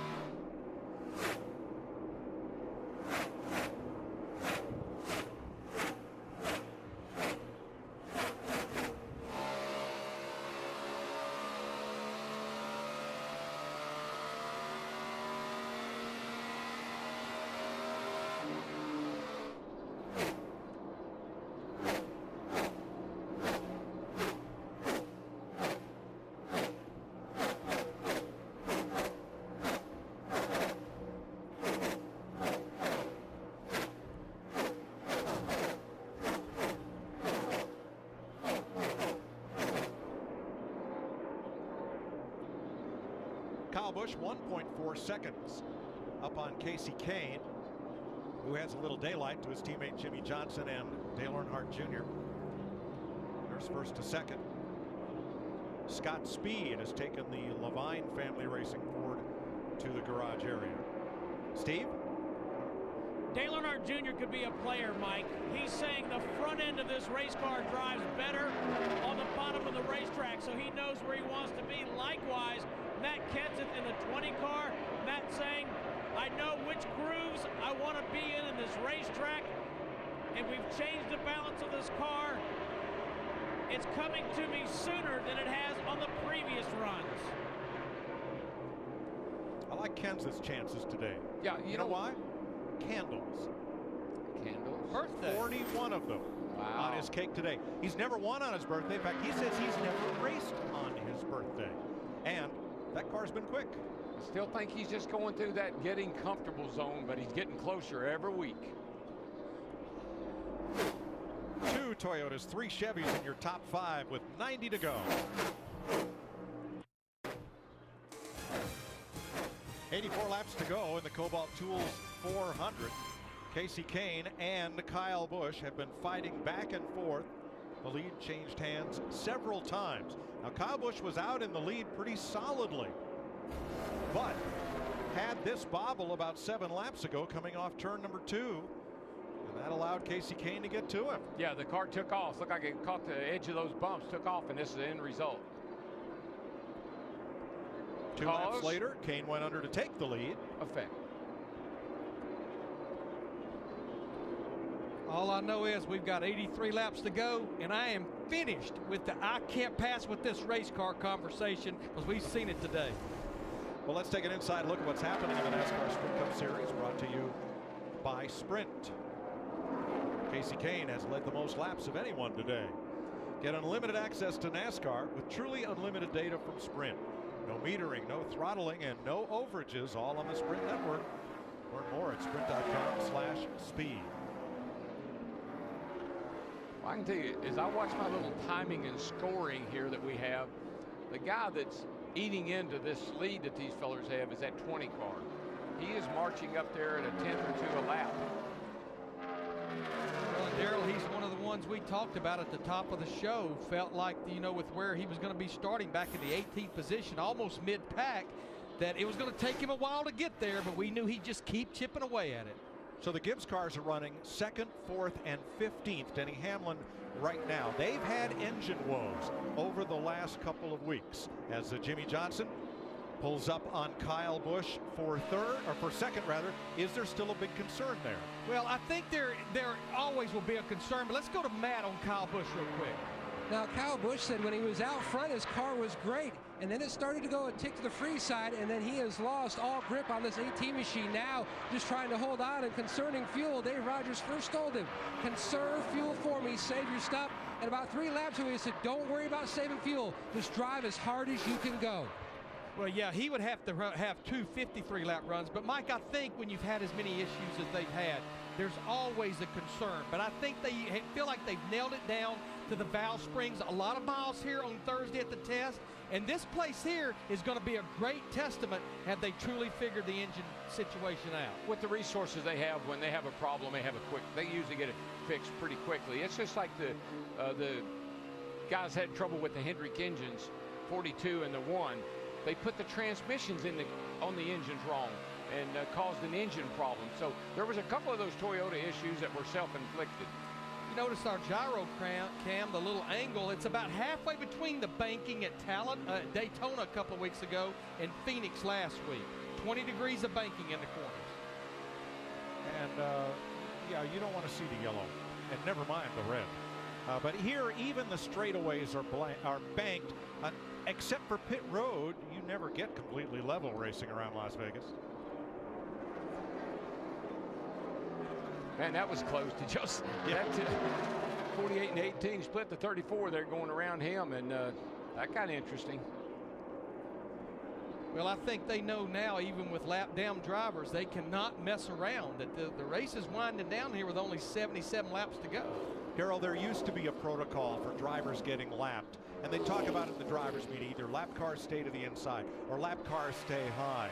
And it seems that's all kind of gone away. It looks like now you just have to pass them where you catch them. Yeah, and the other thing that you're always told, whether you're a rookie or a veteran, hold your line. Wherever you are, if you get yourself in a bind, just hold your line. Don't do anything erratic. Let the other guys work around you. All right, Matt, how's Kevin Harvick holding up in 8th place? Well, he's learning what it's like to battle a very loose race car here, but also trying to learn about himself. This week, Kevin started to wear his sports training watch to monitor his heart rate and calories burned. It gives him data to better understand what happens during a race. Harvick can then adjust his training loads to mirror his race day heart rate. Now, while getting in the car during practice on Saturday, it was 75. It peaked at 140 on the track. He's expecting to burn about 2,000 calories today with a max heart rate in the 170s. Now, to put it in perspective, I spoke with several riders in the cycling industry. They tell me their heart rate at max is around 130 to 190. So it gives you good perspective of what these athletes go through compared to other athletes. We heard Harvick say that he wasn't as concerned as his max heart rate as he was at how quickly his heart rate came back down after a run. Look who's sneaking into the picture here, Mike. Last week's winner. He's creeping up into the top 5 here, and don't count cousin Carl out. When Carl won here in 2008, he had won the week before. He's a very happy man. He's in 5th place, 4.7 seconds off race leader Casey Kane with 74 to go. Right side tires for Casey Kane, right side tires for Matt Kenseth. Matt Yoakum. More importantly, chassis adjustment for Kyle Busch along with his right side tires. And Mike, it's going to be not a close battle off pit road. The 5 is going to get him. A lot of 2 tires on that stop. Pretty good battle off pit road, guys. Yes. Yeah, I think we saw earlier where those 2 tires worked fine for everyone. Even with 30 laps on the tires, everybody went with 2 for the most part. You can see Brad Keselowski, though, they elected to go with 4 tires, Paul Wolf, here with about 71 laps to go. All right, let's show you why we're under caution. This is at turn 2, lap 195. Bobby Labonte's number 47 Toyota gets up, and along comes David Gilliland in the 38. And around goes Labonte. Yeah, I thought he was going to save it. He got it sideways up on the track, but then he got down here where it's not much grip, probably dirty, and the car just spun with him. Last year's winner, Tony Stewart, gets the free pass. And here's another look at it. So Denny Hamlin stayed out on track right now. He is the leader under caution. The Kobalt Tools 400 on Fox is sponsored by the 2013 Ford F-150 with EcoBoost. Michael Waltrip, Chris Myers, time for an AT&T race break with 71 laps to go under only our 3rd caution. We've had more lead changes already in this race than in the Las Vegas race last year. And Casey Kane got things going, taking the lead. He's led the most laps today, dominating this race with 97 laps led. Kyle Busch, a little too fast, pit road penalty. That's been part of the story. Jimmy Johnson took the lead. He's led more than 66 laps. The Chevys have dominated throughout. It was a little back and forth with Casey Kane, Jimmy Johnson, and then Brad Keselowski having some problems in the pits. Yeah, they have some lug nuts fall off here, and you can see the tire changers having to replace those. He dropped outside of the top 10, and then on his most recent pit stop, he elected to get 4 tires, differing strategy for him. And then the race off the line, and then moments ago, for the race off the line out of the pits. Kyle Busch rolls out of there second alongside Jimmy Johnson. There's the guy the boys in the booth are talking about, Matt Kenseth. He's running really good as this race closes down. And the 2 car, that's Brad Keselowski with an issue. Matt Yoakum has the report. Well, great call by his crew chief and team. Paul Wolf and the 2 guys, basically they went with 4 tires, Chris, because they only lost 1 spot on pit road. Of the cars that pitted, they were able to take their time, try to work on his condition of being too free on exit, and get this 2 car hopefully back up to the front handling wise. Thank you, Matt. So you could roughly go 50 laps here without having to stop. We have 70 to go, so there's another pit stop here. And at the rate we're going, we could set a track record here in Las Vegas. The average race speed, even though we hit speeds of 200, at 156 so far. Yeah, and we talked about how it's stressful for the drivers to work their way. The cars are loose. They're slipping and sliding in the corners, so that adds some tension to them as well. And these engines, we're closing this thing down. We haven't seen a problem so far. Will they make it to the end? I bet you some of the guys are nervous. Yeah, worth pointing out, Toyota, remember Matt Kenseth led the most laps at Daytona, second most laps. Mark Martin in Phoenix lead Toyota. So even though Chevy's dominated, if they hold up, watch for Matt Kenseth, Kyle Busch, even a Denny Hamlin to pull out Toyota's first victory of this season. And that is your AT&T race report. Let's go back upstairs to Darrell Walter, Larry McReynolds, and Mike Joy. Thanks, Chris. Jeff Gordon and Trevor Bayne take the wave around. They do not pit under this caution flag. But let's go back one restart. And Casey Kane had a bit of difficulty getting up to speed, and Kyle Busch was able to take the lead by going 3 wide on the inside.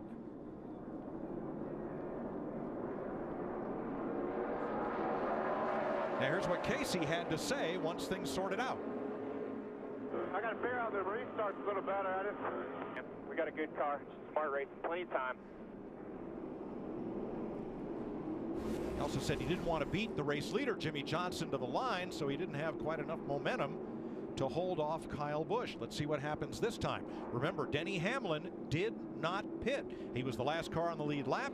He elected track position instead of fuel and tires. It didn't work out very well for Jamie McMurray to won earlier in the race, so we'll just have to see here. He's going to have to be careful on his restart, too, with those old tires. Hamlin, Kane, Busch, Johnson, Kenseth, Edwards, Earnhardt, and Harvick. Back under green with 68 to go. Yeah, Denny Hamlin will be lucky to be running 5th when we come back around to complete one lap.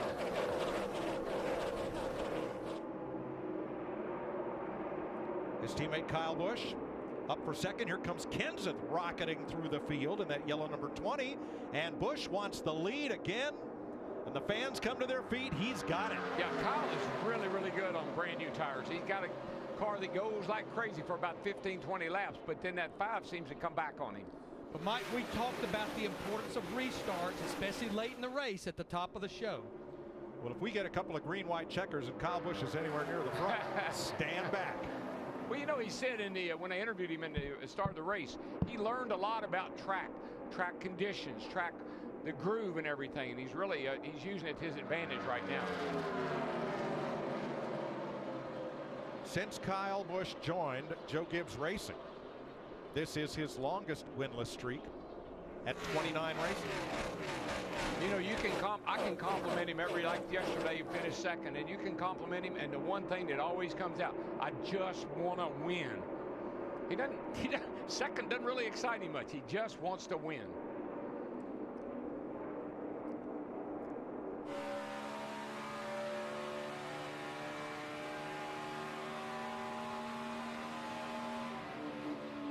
Kyle Busch, Casey Kane, Matt Kenseth, Jimmy Johnson, Hamlin in 5th, who stayed out, holding top 5 for now, with Earnhardt 6th, then Edwards, Harvick, Truex, McMurray the top 10. Now with the wave arounds, we now have 18 cars on the lead lap. Back to Jeff Gordon. I have to go back to this Denny Hamlin in this 11-car situation as we see Matt Kenseth, Jimmy Johnson here battling for 3rd.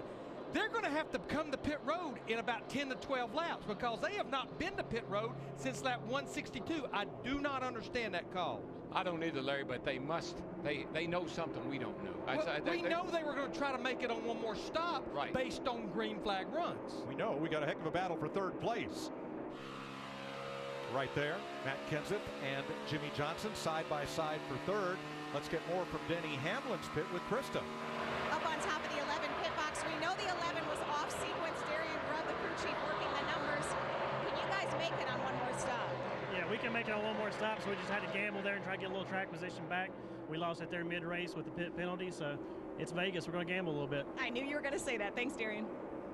Thanks, Krista. Well, he was 15th when the caution waved for pit stops, and he is currently 5th. So that's a net gain of 10 spots.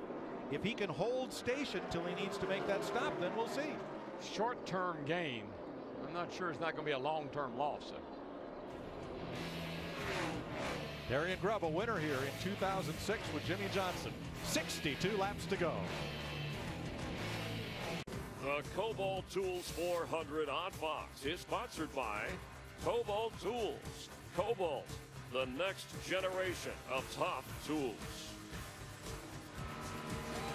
58 laps to go. KobaltHotPass.com is your ticket to follow all the social media surrounding today's race and throughout the season. Check it out at KobaltHotPass.com. Casey Kane in front of Kyle Busch now by 0.8 of a second as these two continue to play cat and mouse for the lead. Yeah, right now that 5 car is holding the winning hand. I mean, the only way he's going to lose this race is something happens to the car or they make a mistake because he's fast. Yeah, I believe the only people that can beat him is possibly themselves. Now look at the 99 of Carl Edwards a couple of laps ago here, chasing Dale Jr. This is what keeps you on the edge of your seat as a driver. You're coming through that corner in the gas, and that thing snaps on you, and then it gets your attention from there on out. Makes you a little nervous, doesn't it, Hammond? Yes, it really does, Darrell. And the thing is, talking about getting somebody's attention, I really believe right now Casey Kane is hoping that Kyle Busch gets the attention of Jimmy Johnson, because that's one of the things about what I'm seeing out of this top 4 cars. You got Chevrolets and Toyotas really going at one another pretty hot and heavy. 3 Toyotas versus 3 Chevrolets. And oh, by the way, it's Hendrick versus Joe Gibbs. So I think we got to get an interesting dynamic kind of unfolding right now in the latter part of this race, guys. Thanks, Jeff. There's the gap, second, third, and it's not much of one between Kyle Busch and Jimmy Johnson. Larry, I don't know what their strategy is, but that 11 is holding on pretty good right here. He's still in the top 5, and it's going to be interesting to see what happens with their strategy. Well, what his strategy will have to be, Darrell, he'll be on pit road, I think, in 2 to 4 laps. And then he's going to have to make a run to the end of about 50 to 52 laps. They've got that one-stop strategy. I'm actually hearing maybe a little further because, remember, cautions, it's about a 2-to-1 ratio. They're possibly going to go to about lap 220.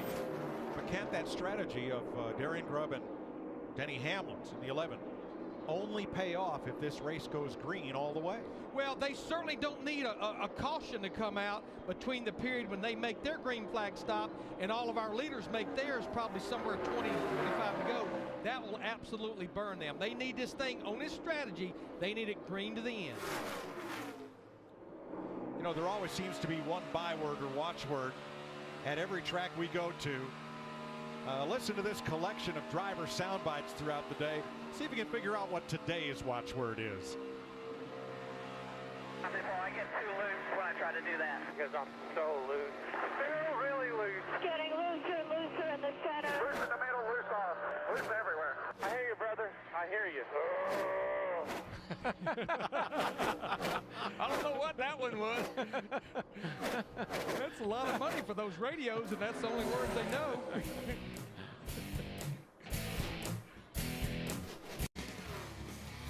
Join Fox Fantasy Racing presented by Ford. Pick your team of 5 drivers each week. Compete for prizes all season long. Sign up today at foxsports.com/fantasy. 47 laps to go. Casey Kane out front by 2 seconds. But a new face in his mirror, and that is Jimmy Johnson, who's passed Kyle Busch for second place. Johnson 2 seconds back. Kyle Busch 3.2 off the lead now. Denny Hamlin has made his scheduled pit stop, as has Jeff Gordon, who took the wave around back at that last caution period. That 5 and 48, Larry, they are identical. They just ran the same lap time, 30:47 around this racetrack. They are pretty equal right now. But as far as Denny Hamlin, that 11, they've got to really sweat it out for about 20 to 25 laps, hoping that a caution does not come out. And the one thing they've got in their favor right now, they've got 4 fresh tires, so they are picking them up and laying them down right now. So Hamlin is 1 lap down because of his green flag 4-tire stop. Jeff Gordon falls to 2 laps down.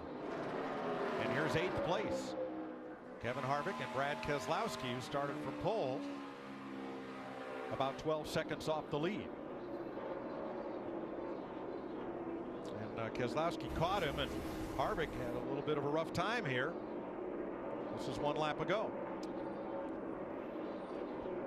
And she got to waltzing around with him a little bit there. I've been watching Kevin in the 29. He's been running extremely high. I mean, right up into the loose stuff almost. So Harvick falls to 9th. And here's trouble. Turn 2 down. Hard in the wall. And it is up high in 3 and 4. Travis Quapple. Blew up high in 3 and 4. He's all the way against the wall down the front stretch here. And he's all the way against the wall. I don't know why he's not just stopping, but he's...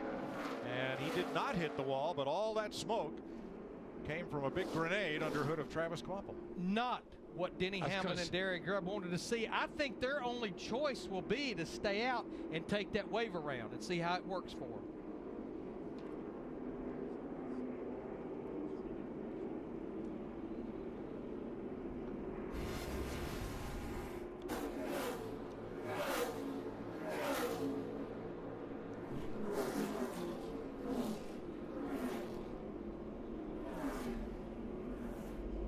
Danica Patrick right behind him got up and may have brushed the wall in that smoke screen.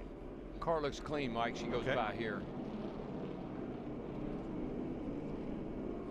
Joey Logano will get the free pass right here. Radio check, radio 2. I got you. All right, ready? Right here. You run through a lot of oil. I mean, I ran through when he blew up. Yeah, I mean, I slid on it up to the wall.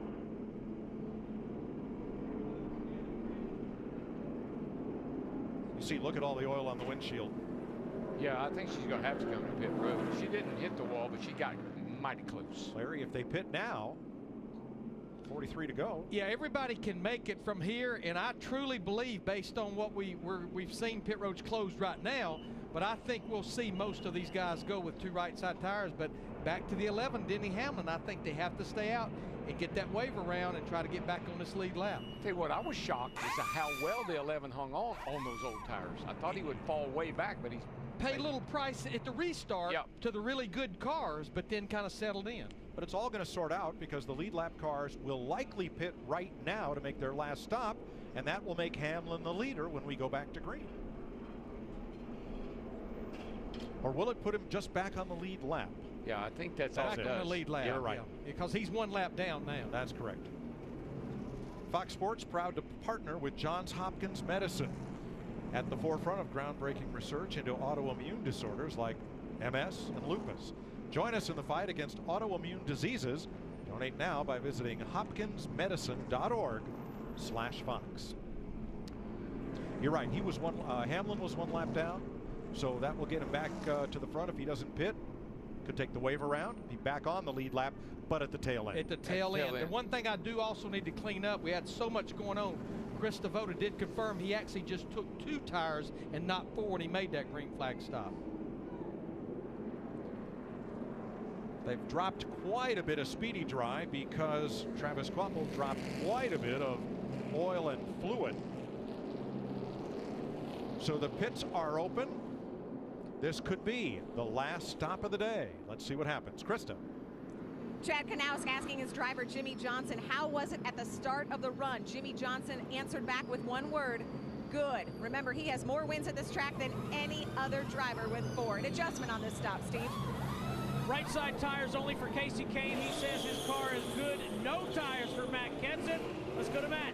And Kyle Busch said we cannot win this race unless we make some significant adjustments. Look for Jake Simonera to reach in and pull a spring rubber out of that right rear, and he's away 2 tires for the 18. Matt Kenseth leads everybody off. Oh, they're pushing Martin Truex's car, and finally it catches. He's going to lose spots getting out of the pits. Larry, I think they saw the same thing we saw with that 11 car. Those tires are pretty good, even if you got a few laps on them. Yeah, if you look right there, also Brad Keselowski only 2, but remember last time he came to pit road, he took 4. A lot of different strategies.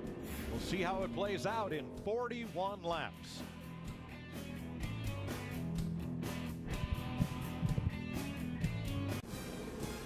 NASCAR on Fox live from Las Vegas with 39 laps to go after our 4th caution of the day.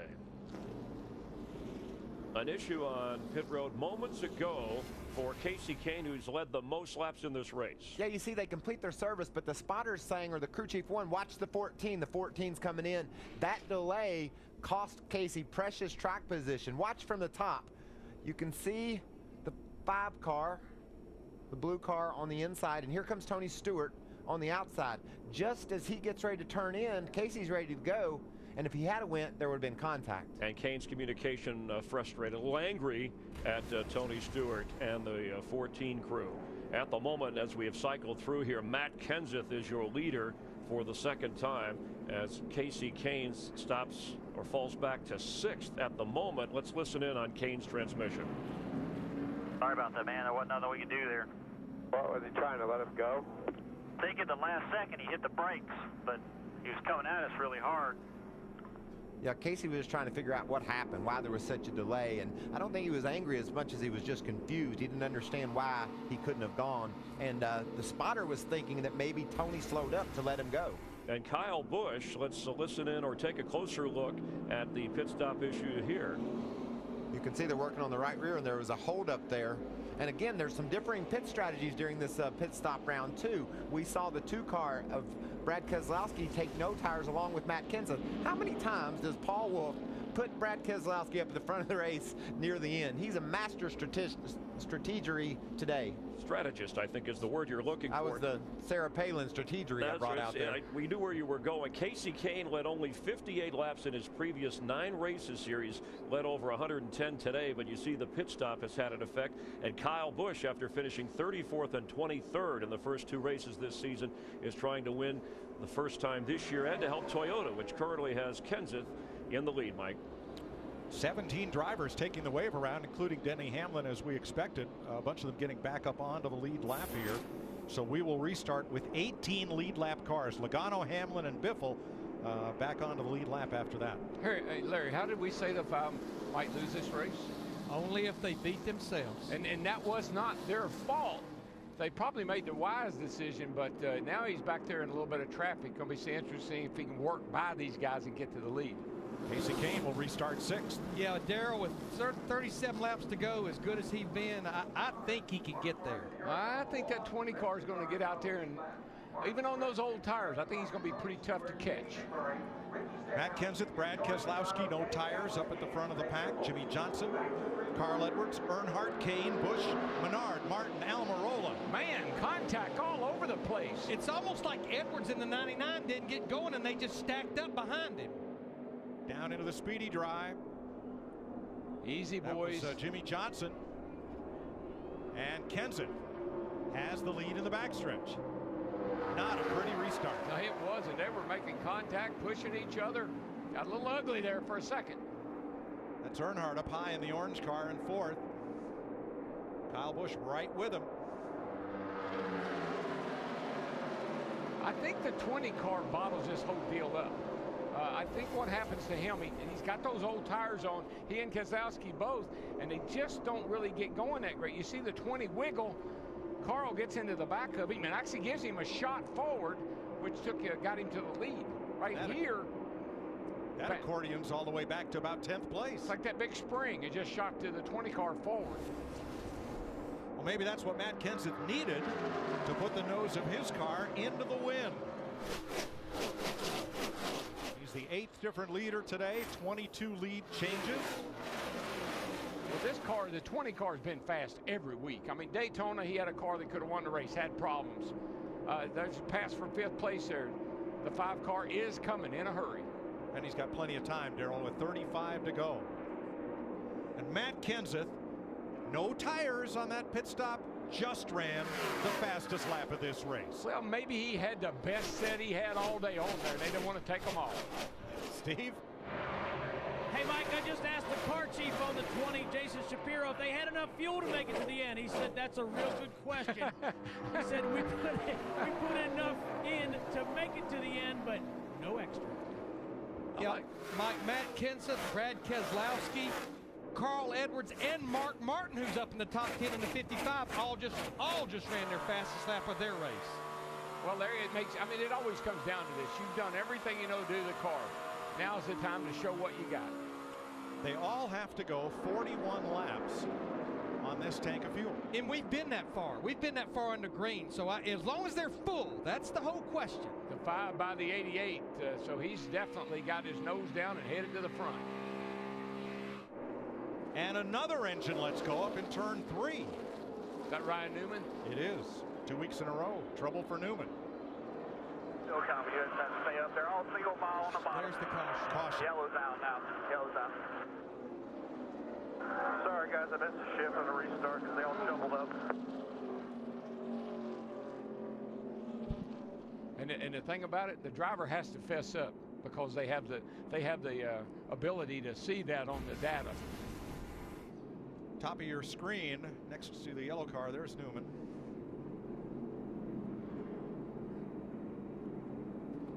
And that caution will benefit Juan Montoya. He will get the free pass as Newman goes up in smoke.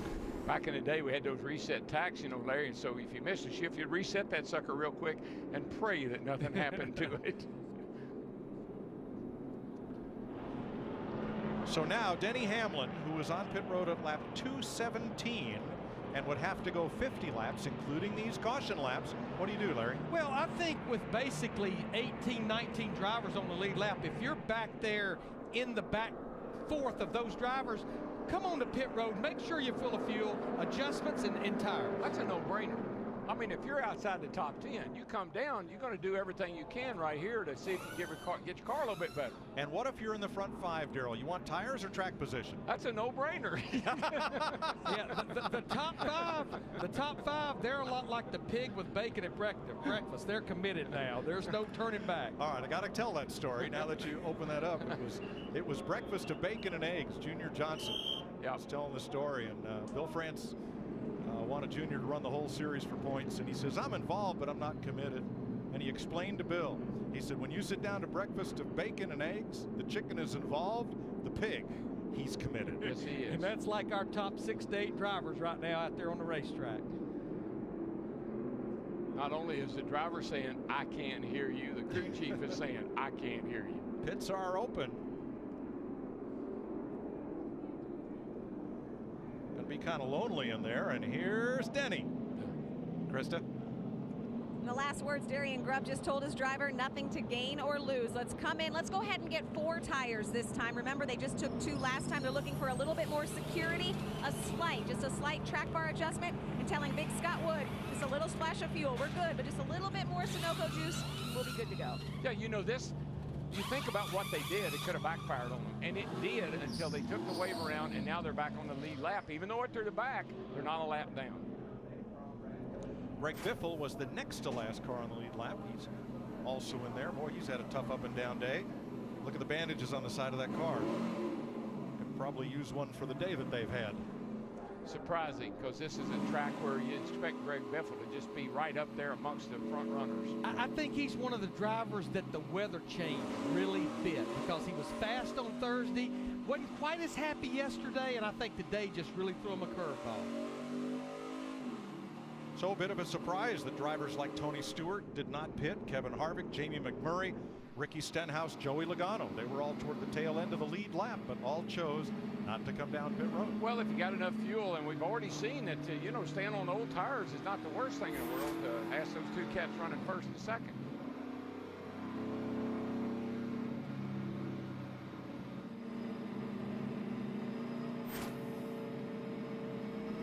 With Michael Waltrip, Chris Myers, Matt Kenseth on the radio, his radio transmission, Michael, moments ago. A little bit unhappy in the last restart. Thought Brad Keselowski had a half car length advantage, and we're going to see Kenseth and Keselowski. This is a look back a moment ago on the more recent restart. And you can see Keselowski a bit of an advantage there, but look, Matt gets hit in the back by Carl Edwards, turning this restart into havoc. Cars are going every which way. But you remember last week at the end of the Phoenix race, too, Jimmy Johnson was upset with some of the restarts that took place. So this thing's ticking down toward the end, and these guys are going to pull out every trick they know to try to get the victory. How much of an advantage when you have, let's say, in that next row with a Jimmy Johnson, Casey Kane, teammates, Dale Earnhardt Jr. right behind? They're all Hendrick drivers. Yeah, but they're all hungry, and we were early in the season. You need to get that victory, so you're not going to turn a guy sideways at your teammate if you can avoid it, but you're certainly going to get around him if you can do that. Yep. There's no strategy anymore. We're all down to just winning this race, pulling out every stop to win the race. As long as you can see Russia from the finish line, that's where you want to go with this. But give us your thought, Michael, on Kenseth, Kozlowski, Johnson, Kane, Earnhardt, and you still have Kyle Busch. Now, Kyle, we know, is terrific when it comes to restarts. You know, his pit stop cost him. When he put him on the inside of that second row, he's able to jump those guys and make a good run, but he's back in 6th. It'll be hard for him to get there. The guy likes Casey Kane. He's been fast. I think he can close this out. All right, you got the hometown hero. You got the birthday boy, Matt Kenseth. Should make for a great finish. Let's go back up to Mike Joy. Thanks, Chris. We'll be back for the restart with 19 cars on the lead lap and finish this off in Las Vegas. Double box, and we'll be green with you the rest of the way. They're lining up double file for what could be the final restart of the day. We've had 5 caution flags. Everybody's made what they hope is that last pit stop. And when they get the green flag, it'll be 26 laps to go.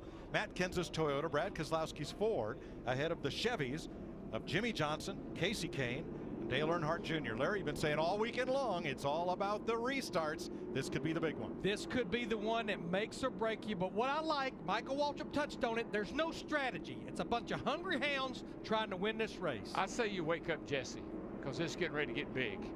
Well, Darrell, you got the front row on somewhat worn tires, newer tires further back. Will make a difference. I think Kenseth is the guy to keep an eye on, but I think the 5 will eat him up eventually, because 5's got tires, 20 doesn't. That 20 car is fast. Matt Kenseth trying to win on his 41st birthday. His Joe Gibbs Toyota out front, and Denny Hamlin trying to get a place in line there. Hamlin is 17th. Here they come. They are 3 abreast. Green flag waves. And it'll be Keselowski edging Matt Kenseth down toward turn 1. Kenseth's a little slow off the line, but when he gets that thing in high gear, she takes off. There comes Casey Kane in that 5. He got to run off the high side. Looks like he's going to go to the inside of Keselowski down the backstretch. I think, Larry, they all know when this 5 gets up there, he's long gone. Casey Kane coming like yesterday's train. He is within 2 car lengths of the leader. Did you see Kyle Busch, that 18, all the way almost down into the infield grass? He's not ready to give up on this thing. That's a shortcut, baby. Time to take it.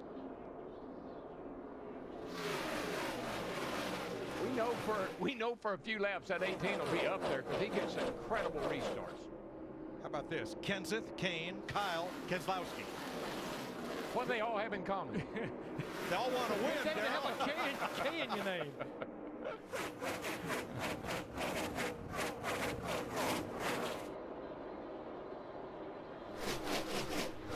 Little stay dry, dust flies up there as they head off into turn 1. Nothing to worry about.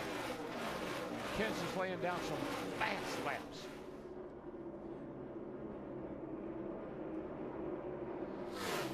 We've been monitoring NASCAR. No call on that restart lineup. The drivers are supposed to be aligned by turn 3, 2 by 2, but Hamlin was trying to take his proper spot in the order. Couldn't get up in the line there, but I don't think those guys realized he was on the tail end of the lead lap, or at the end of the lead lap. Yeah, all the drivers he was fighting with for position, all those drivers were a lap down or more. Look at that 20 car, stretch it out, Larry. Kane can't afford him to get very far away. Well, our top 4 drivers, they just ran their fastest lap again of the race. This is so typical Matt Kenseth. You think about races he wins.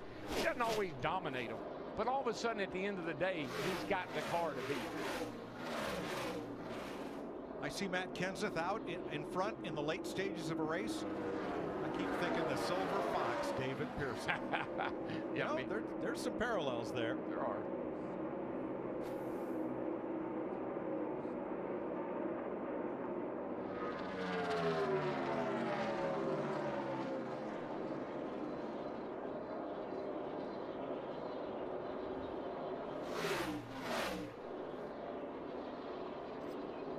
Kyle Busch third, Keselowski fourth. They're about 1.5 seconds behind Matt Kenseth. Yeah, those first two cars, Mike, they're in kind of a league of their own, and then you've got the 18 and the 2 there. They're kind of in the same league.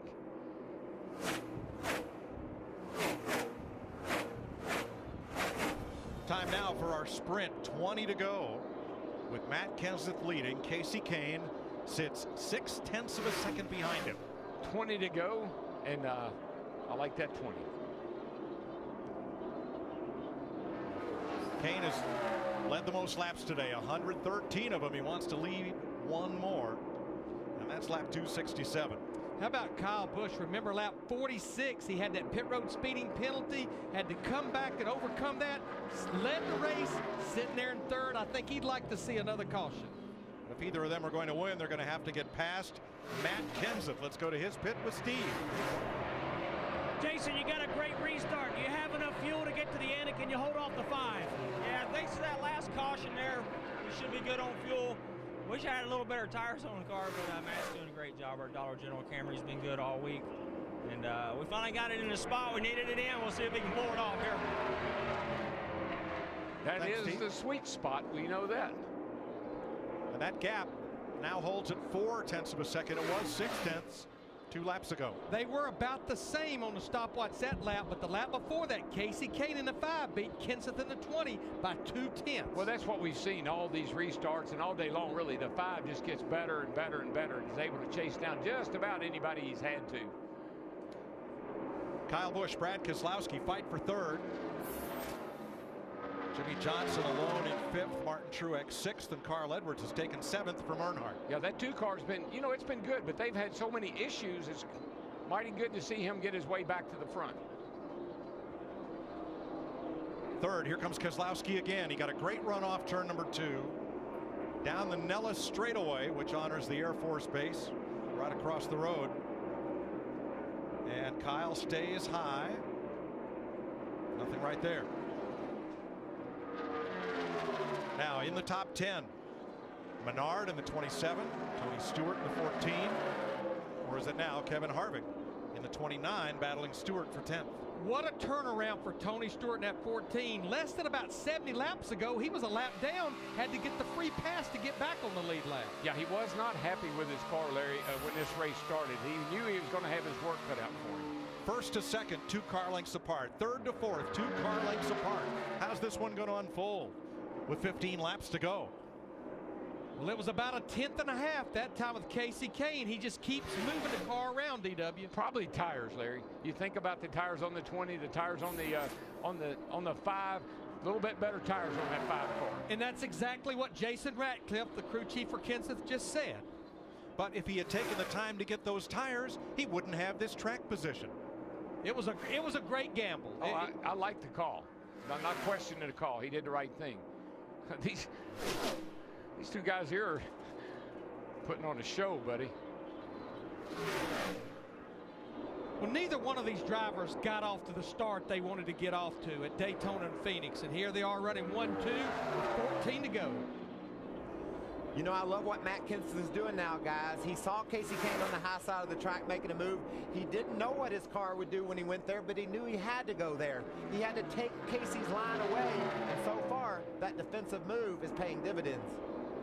Similarly, Brad Keselowski's been trying the bottom against Kyle Busch, and he's not having any luck there either, as they battle for third, 3 seconds behind the leaders. Yeah, that battle for second or for third and fourth there is amazing. That's the ones I was talking about a minute ago. They're putting on a show. They're all over each other. Keselowski was pushing the 18 down the front last time by.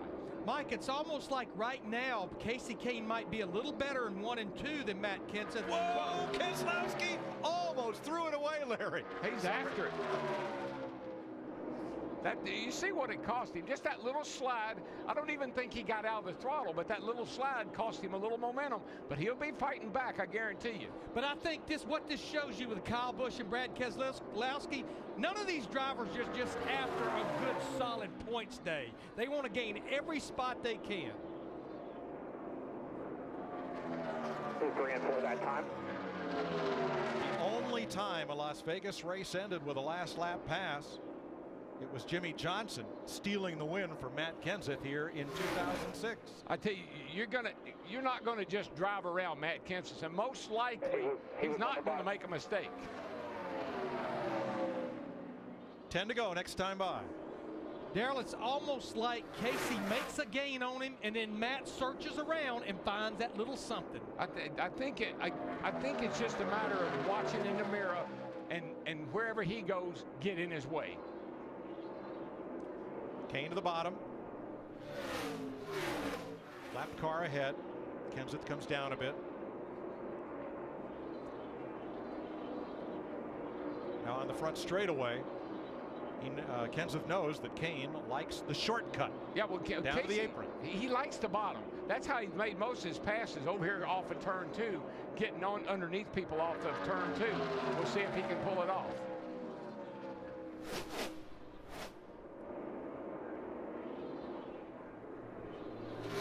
Right here is where he makes a big gain.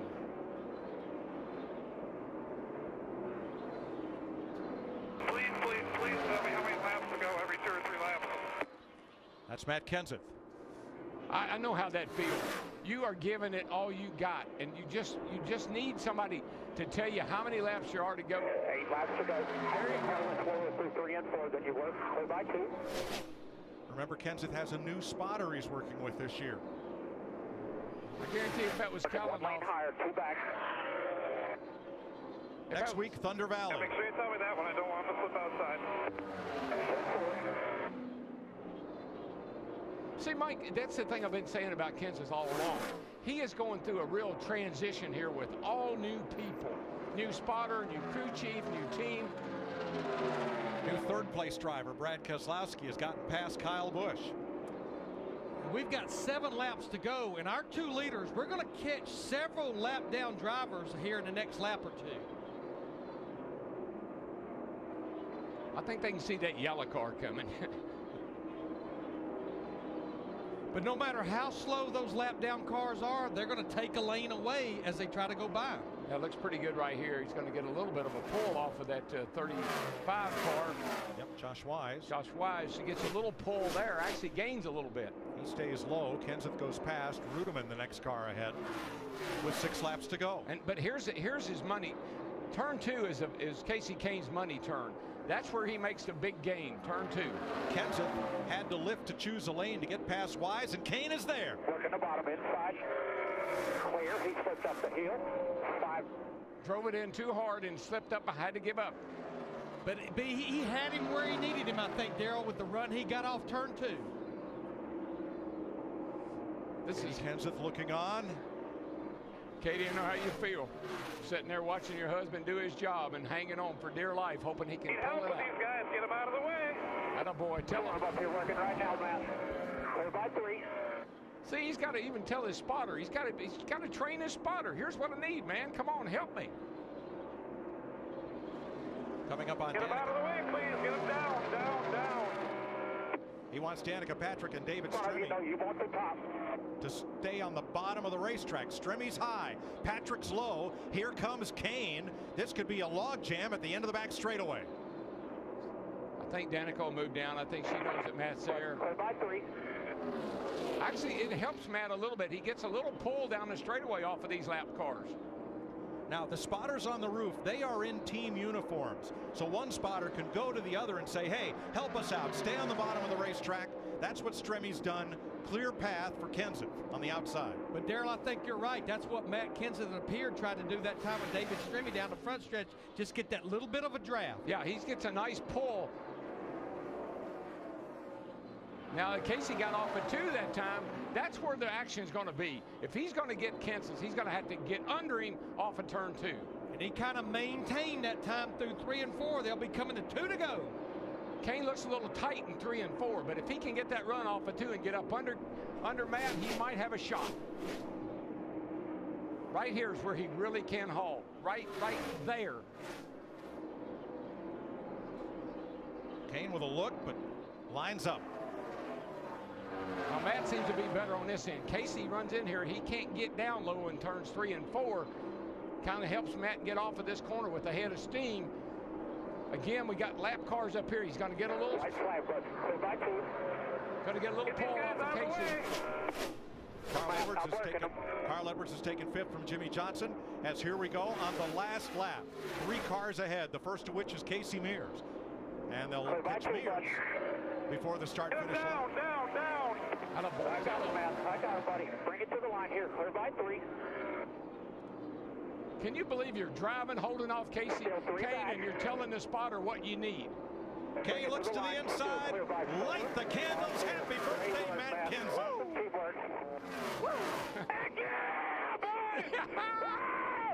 Oh, it's a huge win. Huge.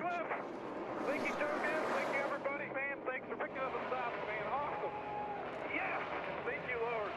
Thank you for putting me here. Thanks, guys. Matt Kenseth becomes the 3rd Sprint Cup driver to win on his birthday. Cale Yarborough did it twice. Kyle Busch has done it. And now Matt Kenseth, who has 41 candles on his cake today. It's his first win for Joe Gibbs Racing and only his 3rd start for the team. And he did it with about 31 more laps on those right side tires than Casey Kane.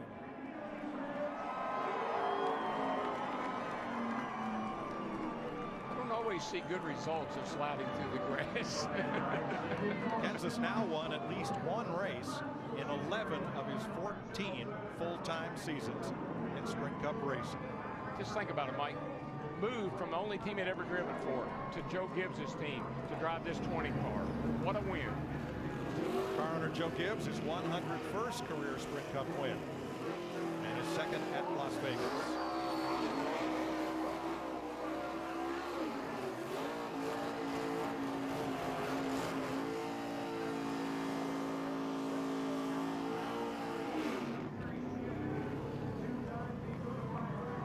Kenseth burns down the house with his 25th career victory. That's what 41 candles look like when you light them up. That's right. I believe he's going to be one exciting man there in victory lane. Carl last week, Matt this week. Great. Matt Kenseth beats Casey Kane by 0.6 of a second, with series champ Brad Keselowski 3rd.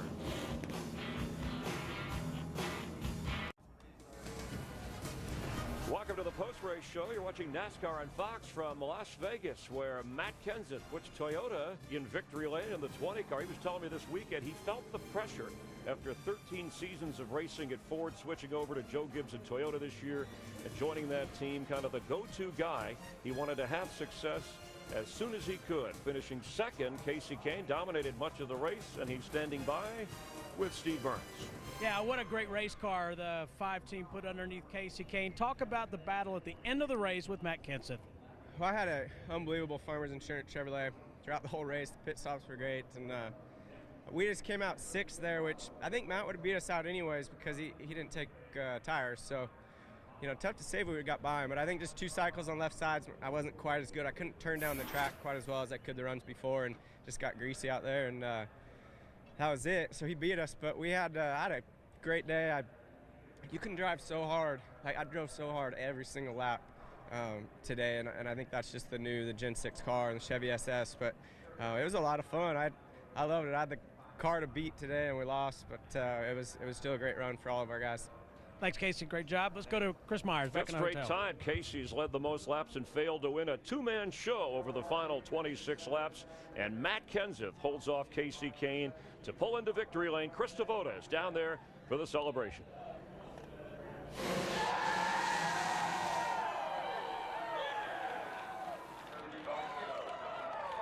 Well, it didn't come easy, but nothing in Vegas ever does. As Matt Kenseth climbs out of the race car, you had said at the start of the year you were perhaps more excited about this season than you'd ever been. You're not known to be an emotional guy, but we just saw emotion from you climbing out of that car. Well, this is awesome. I first want to start by thanking the Lord for giving me this opportunity, and I just knew it. I just feel real good about this group. I really feel like this is just the beginning. Jason Ratcliffe is pretty much a man, so I really want to say thanks to Dollar General, Toyota, Sprint, Husky Tools, Toyota, Citizen Watch, Gatorade, GameStop, and Research, and at DollarGeneral.com tomorrow. It's 20% off. How nervous did those last few laps, knowing Kane was coming? How nervous did that make you? I was real nervous all day. He had the best car.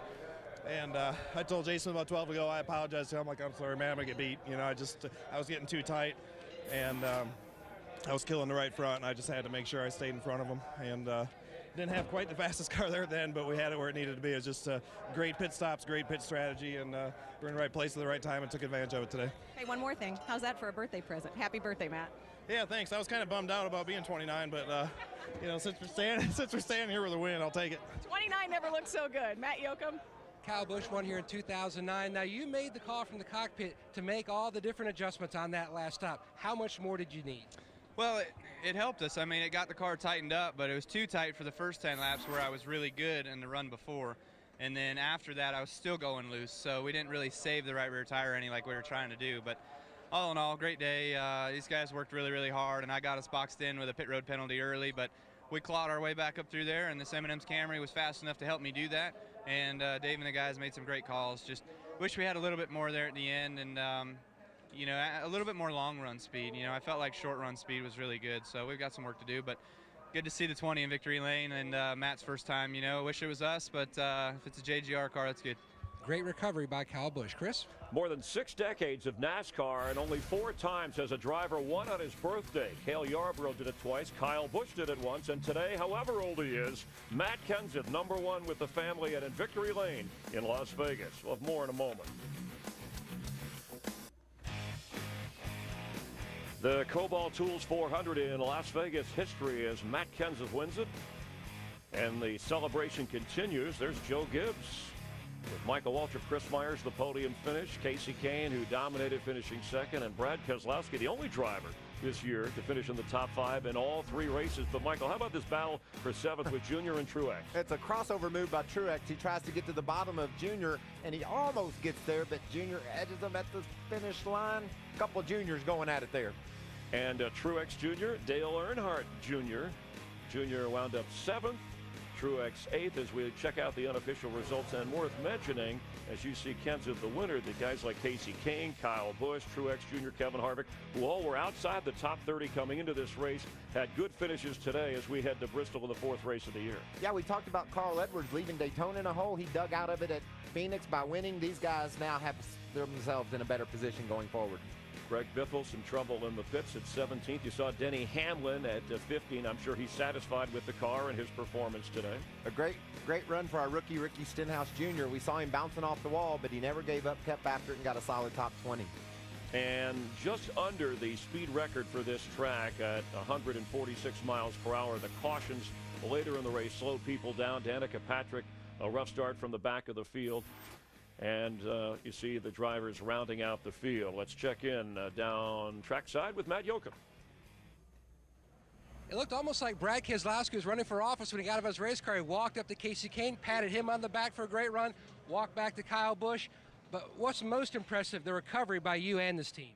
Yeah, you know, we got behind there on one of them pit stops and just kept working, and I felt like if I could just get the 20 off of pit road, I would have had something for him. But you know, starting on the inside, he kept spinning his tire on the restart, and I'd have to slow down so I wouldn't beat him to the line by a bunch and get in trouble. So when he would do that, it would just check everybody up, and it would all gang up on me, and I couldn't do anything without wrecking everybody. So just one of them deals. The last thing I would do was jump to restart and get put in the back, and I think we all know how that works. So gave it a good effort with the Miller Lite Ford, a lot better than what we were in practice, and everybody on my team, everybody at Penske Racing, they keep working on these cars, and we don't seem to have a lot of speed in practice or qualifying, but when it comes to the race, these guys are the best. Started today first, ends third, continues that impressive start to his season. Thanks, Matt. And Brad Keselowski in defense of his title after 3. No victories yet, but he's showing you his switch from Dodge to Ford. He can hang right in there with old 5-time. Well, he couldn't have set up any better. That car was terrible yesterday. They tuned on it overnight and put him in a position to win the race. Eric Almirola gets a little attention just ahead of Michael Waltrip Racing and Clint Boyer in the points as we head to Bristol, Tennessee, rounding out the top 20. There's rookie Ricky Stenhouse Jr. hanging in there. Casey Kane wanted to improve his position. So did Tony Stewart and Kyle Busch as well. Matt Kenseth, the big football fan, big Packer fan from Wisconsin, but with Joe Gibbs, good coaching, good race team, good victory for the 20 car. We'll have more from Vegas in a moment. This copyrighted telecast may not be reproduced, retransmitted, or used in any form without the authorized written consent of NASCAR Broadcasting. NASCAR would like to thank all of our loyal fans for your continued support, and we hope you enjoyed today's broadcast.